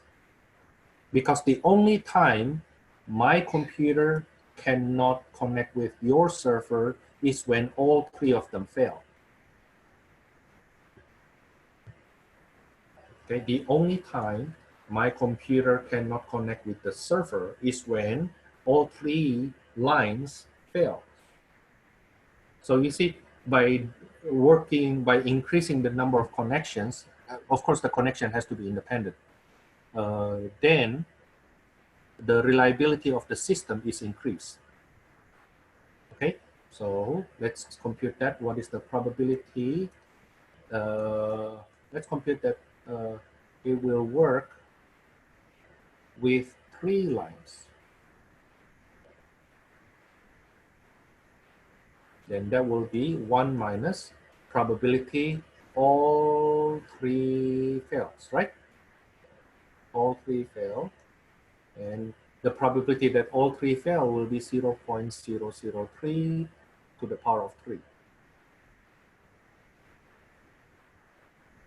Okay, that would be 1 minus 0.000000027. This is 0.999999973.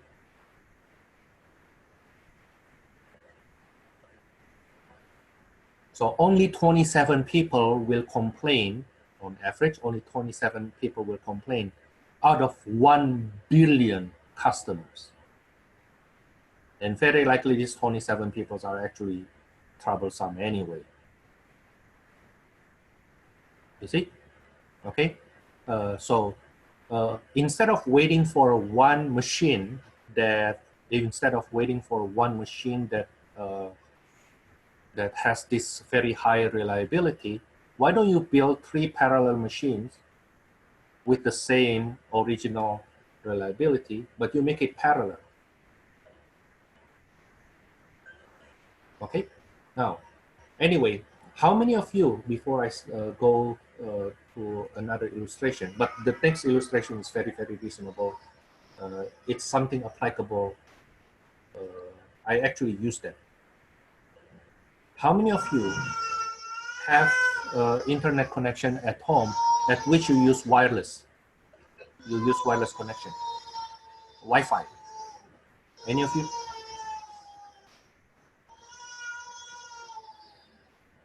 Nobody. Okay, or I assume nobody's actually listening. That's okay then. Here's the thing. Here's the thing. Why I want to mention that.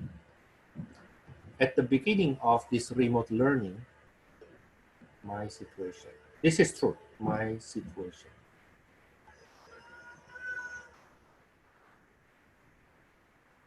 At the beginning,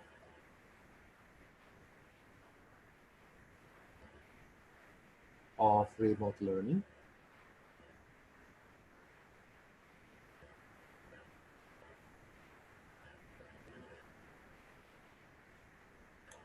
I use an old, what you call it? Give me a sec.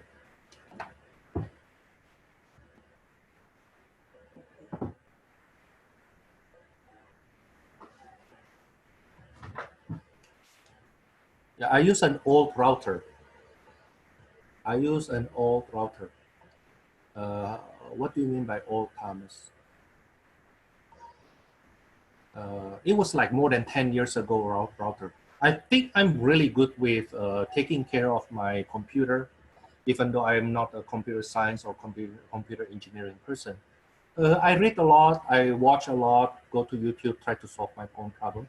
Okay, but because I use an old router and I take care of my computer, what happened was then I get disconnected with my Zoom couple times during in April. In April, I think it's also in May. Like in that 1 month, 1 or 2 months period, I get disconnected, even though just for a short period, like couple. There was one time actually I get disconnected for 15 minutes, and I wonder why it never happened before. Now it happens. It never happened before. Now it happens. It turns out the problem is,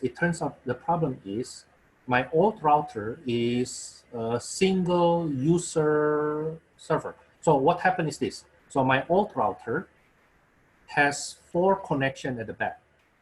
It has 4 connections at the back for the internet cable.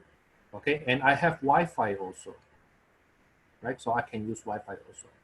So I have 4 connections, 1 to my TV, 2 to my computers,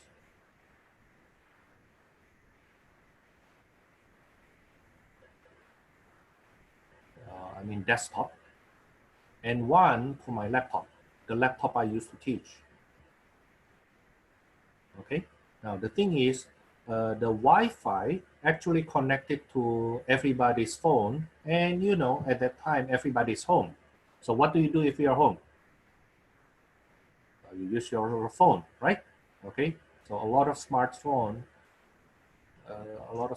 connected here. So what happened during that time was I teach, right? I teach, and then my father-in-law watched the TV using internet, okay? And my son has the remote learning, so he used my computer, okay? And my wife, my mother-in-law, they use their smartphones, and sometimes they watch Korean drama. Okay? And my sister also working at home, working from home, so use computer. So what happened is there are so many connections here using this old router. The problem with my old router is that it's single user in a sense that, I should not say single user. It's like there's only one channel to serve all these, like maybe 10 users at once. The computer, the smartphone, the TV, laptop, you know, okay. So even though I have a fast, processor in this router, this one processor needs to serve need to serve so many people at once.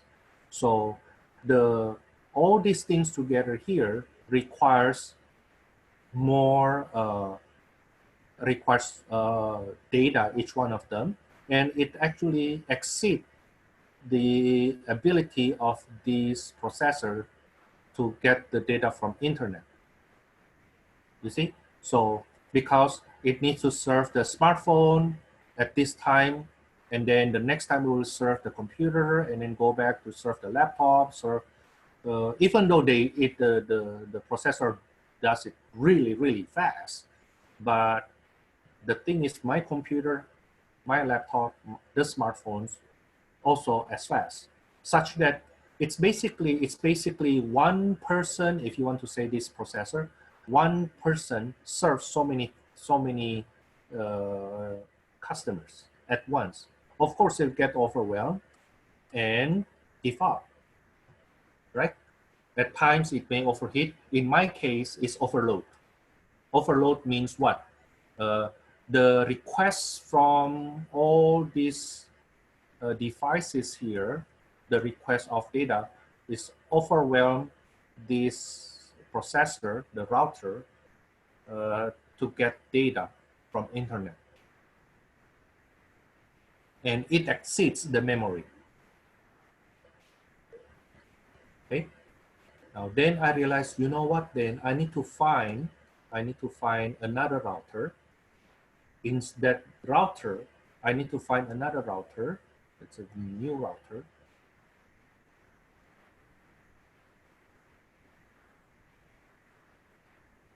In which, in that router, it actually has 4 processors or 4 antennas or 4 servers. You have 4 servers. Okay, such that some device connect with this one, some device connect with this one, some device connect with this one. Okay, instead of one server, one processor processing 10 devices, dealing with 10 devices, at least now I have 4 servers, even though I have 10 devices, still 10 devices here, but at least the burden for each antenna, the burden for each server is much less. Okay, let me show you what I have here, if you are interested. Anybody interested? I guess no. I show you anyway.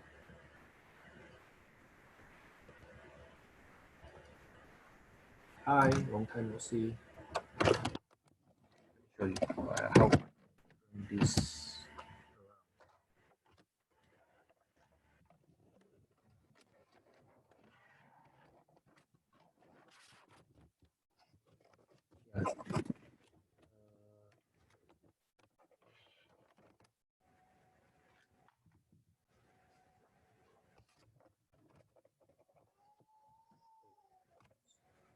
So this one is my new router. This is the old one. This is the old one. I still use that one though. So what happened is I have 4 cables from here. One of them actually go to the old one. Okay, and then from the old one, I will have some more cables coming in. Okay, so I don't throw this away. Okay, it's old. So I use this for older devices. Let's say my baby's camera, for example. Okay, it doesn't take a lot of data, so I use this one. But you see, I have 4 antennas here, right? The idea is some devices will connect with one antenna, other devices will connect with other antenna. Okay, so the machinery inside this router very likely the same to what I have here. It just put 4 of them at once inside. You see what I mean? So is it a new technology? Not really new technology. It's just adding a new redundancy idea into this router. You see what I mean? Okay. Let me go back.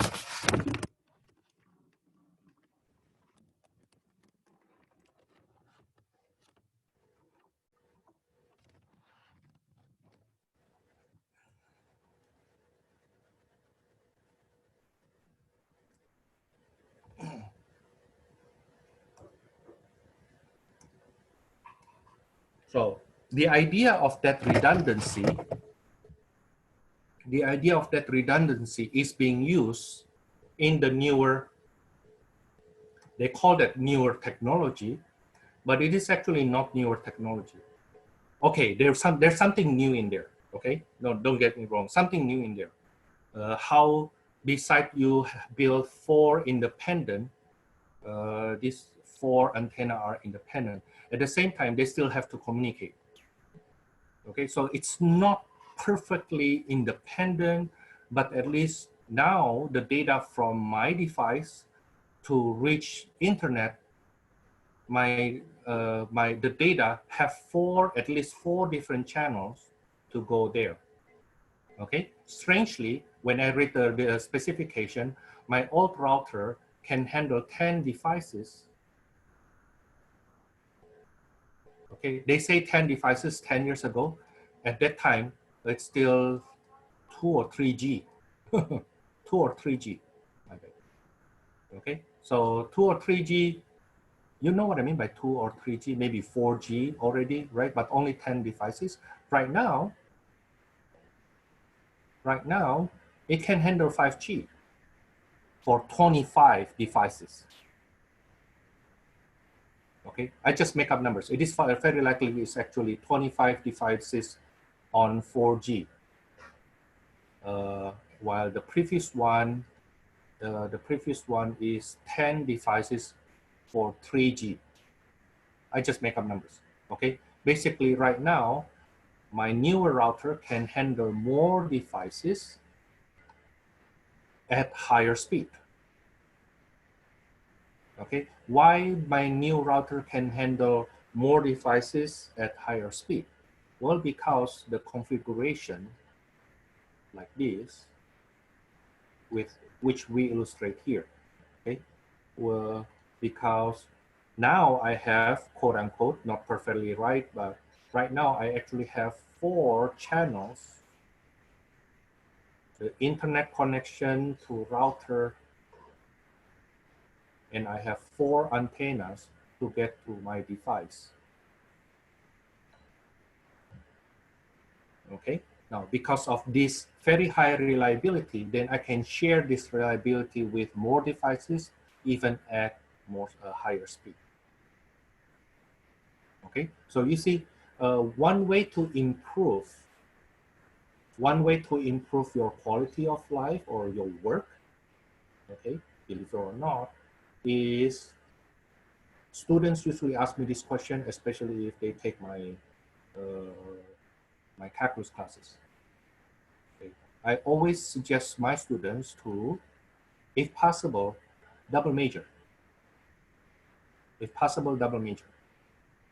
Okay, and please, please, please, get a major that is marketable. Okay, I don't need to tell you which major are not marketable. I mean, some major are actually not marketable, but if you can actually get something really, really good, then you can live from there. One of the major that is so hard to live on, I'm sorry, is art major.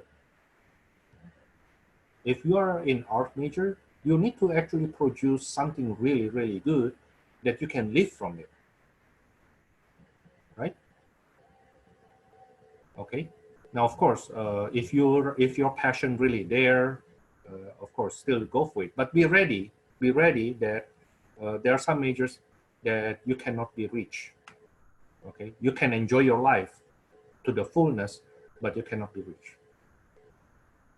Okay, if, in other words, if being rich is one of your life goal, and that's perfectly fine, then some major is not for you.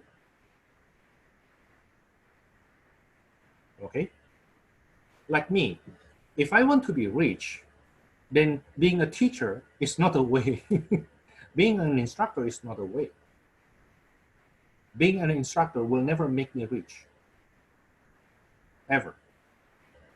Right? I want to be rich, I need to do business, for example, right? But of course, when you do business, go to business major, not every business major actually become rich. Some of them become bankrupt, right? But speaking about chance, right? Speaking about chance, then you have higher chance to be rich by doing business major, even though at the same time you have higher chance to bankrupt compared to a teacher like me.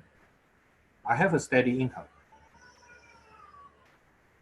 Okay, a business person, okay, the nature of business, you basically take risks higher than my risk in doing your work. Okay, so you should expect more profit. Okay, because you're willing to take higher risk, right? Okay, but art major, for example, I usually joke this way: the only way an artist can be rich is when that person do very good, very good job, and that person die. So take a look, all those artists.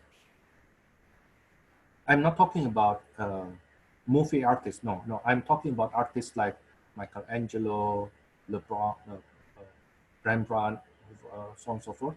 Their paintings, for example, are so good, so expensive, but they have to die first. Strange, right?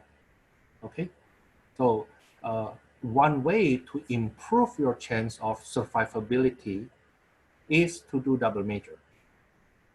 Why double major, Thomas? Why don't I do a master's program? Here's the problem. I still recommend you, if you can go for master's program, do it, right? But imagine from this point to this point, from high school graduate becomes a bachelor, okay? Now for you to get master's, you need to get your bachelor first.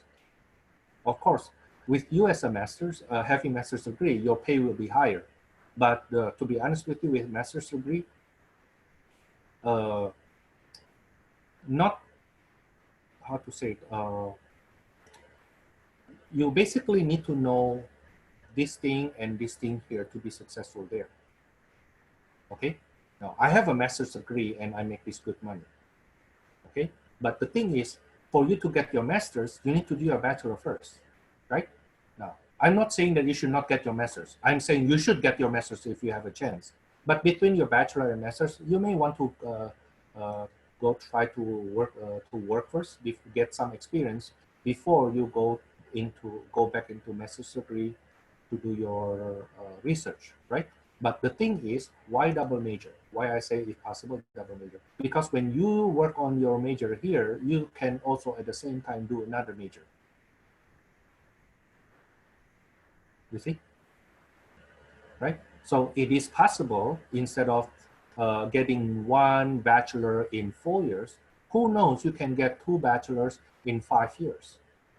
And that's worth it. That's worth it, right? I have one person that I know, not my friend. I cannot call him my friend because he doesn't know me, but I know him. Okay, he has 4 majors in 4 years. One in physics, another one in math, another one in computer science. I forget what's the other one. I think in philosophy. You know, math is not as marketable. Computer science is very marketable. Okay? But once you have these 4 degrees here, it's very easy for you to get a job. In fact, once he graduates with these 4 bachelors in 4 years, he got into University of Connecticut, and he got his PhD in 4 years. PhD in nuclear engineering. And trust me, once he gets into his PhD program, okay, a lot of places already try to hire him. Okay. So you see my point. Yes, I understand. Physics major is hard. I mean, computer science major is hard, right? Computer science major is hard, but having physics and computer science make you a lot more marketable. Okay, I don't know why I don't know what's the other one, but I think it's philosophy. I mean, I don't know. I mean, I never think philosophy major as marketable. Philosophy are well known after they die, after they pass away. That's how I think about it, right? But you see how I connect the idea from where did this start? From doing probability with replacement. And suddenly, using this idea of replacement, we look at the system in which we improve the reliability by doing redundancy. Okay, and using that idea, we go even further to talk about how you improve your quality of life in long run by working hard right now. Okay, by doing multiple major, if possible. I strongly encourage you to do so. That's why even my calculus students, I told them, go take statistics. Why? Because don't close the door once you transfer to UCLA, for example. Who knows, you want to suddenly major in business or in economics. And in economics, you need statistics, right? Don't close the door for yourself by not taking those courses that you can major in future, right? You at least those courses that you need to choose a certain major in future. You see what I mean? Okay, and that's what I also want to tell you. That's also what I want to tell you. If possible, double major. Okay, at least by you double major, then when you graduate, you have 2 ways to get a job, right? And when you want to continue with your master's later on or your PhD, you have at least 2 ways. And the thing is, this is my last story time, my last story part. Okay. The thing is, what we really need recently is this. We already have enough people knowing, for example, math, really good in math, but all they know is math. All they know is math. You have people, you, you have people very, very good with programming. But these people who knows how to do programming spend their whole life in front of computer. They don't know what any kind of life outside of computer. In other words, these people live virtual life. What kind of people being successful? Those people who can program an app or a website, therefore a company in which people can go online that requires computer science programming skill. People can go online and doing business.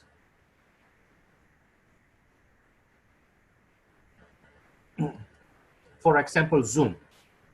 For example, Canvas.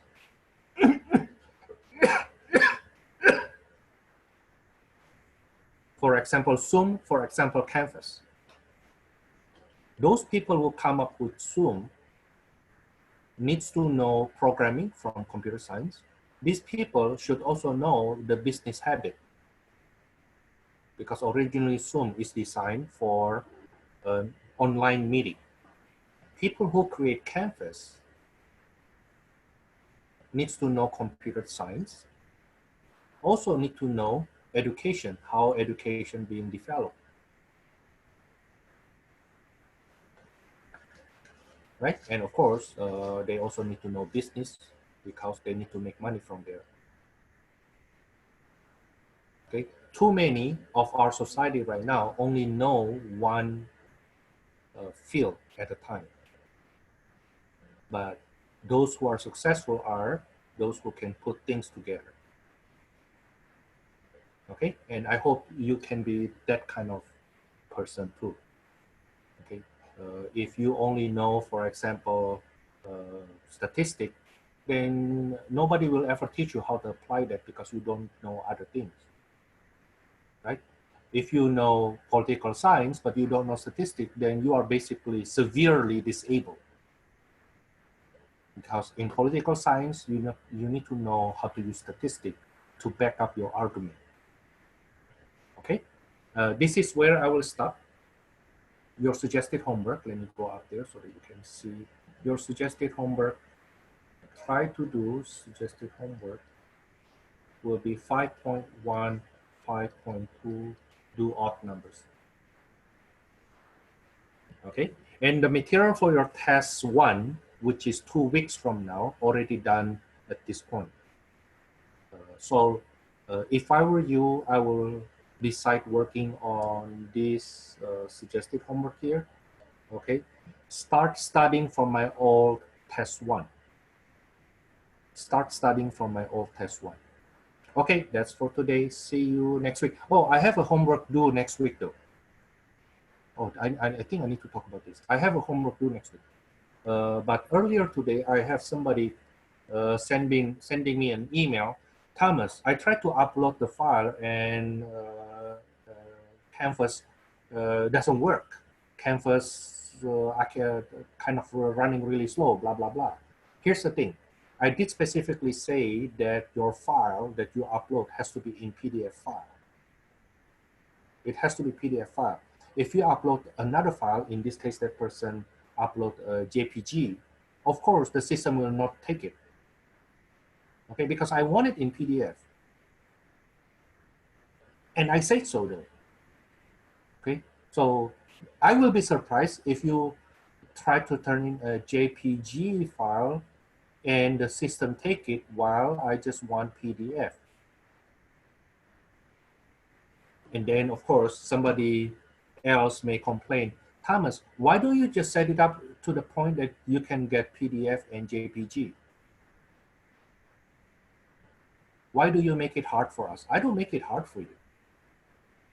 The reason I want you to turn it in PDF is because to turn in JPG file format is harder. You don't know that fact. I know that fact. But you take a picture.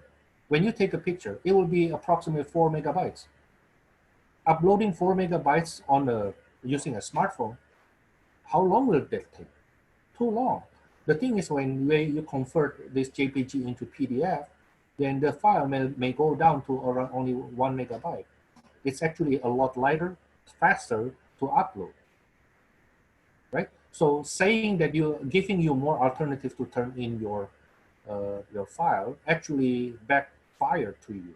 It's bad for you. That's why since the beginning I say, no, I don't want anything else. I want PDF. Why? Because it will be easier for you to download, to upload it. And it will be also easier for me to download it to my computer when I grade it. Okay? That's why I want it in PDF. Now, next week you have one homework due. Of course, feel free to turn it in before the deadline. So let's say this Sunday you are done. Of course, make it nice though. Write it nicely. If it's not nice, then redo it. You can print it out again, right? Okay, and then you upload it to me. Yes, your test is 2 weeks from now.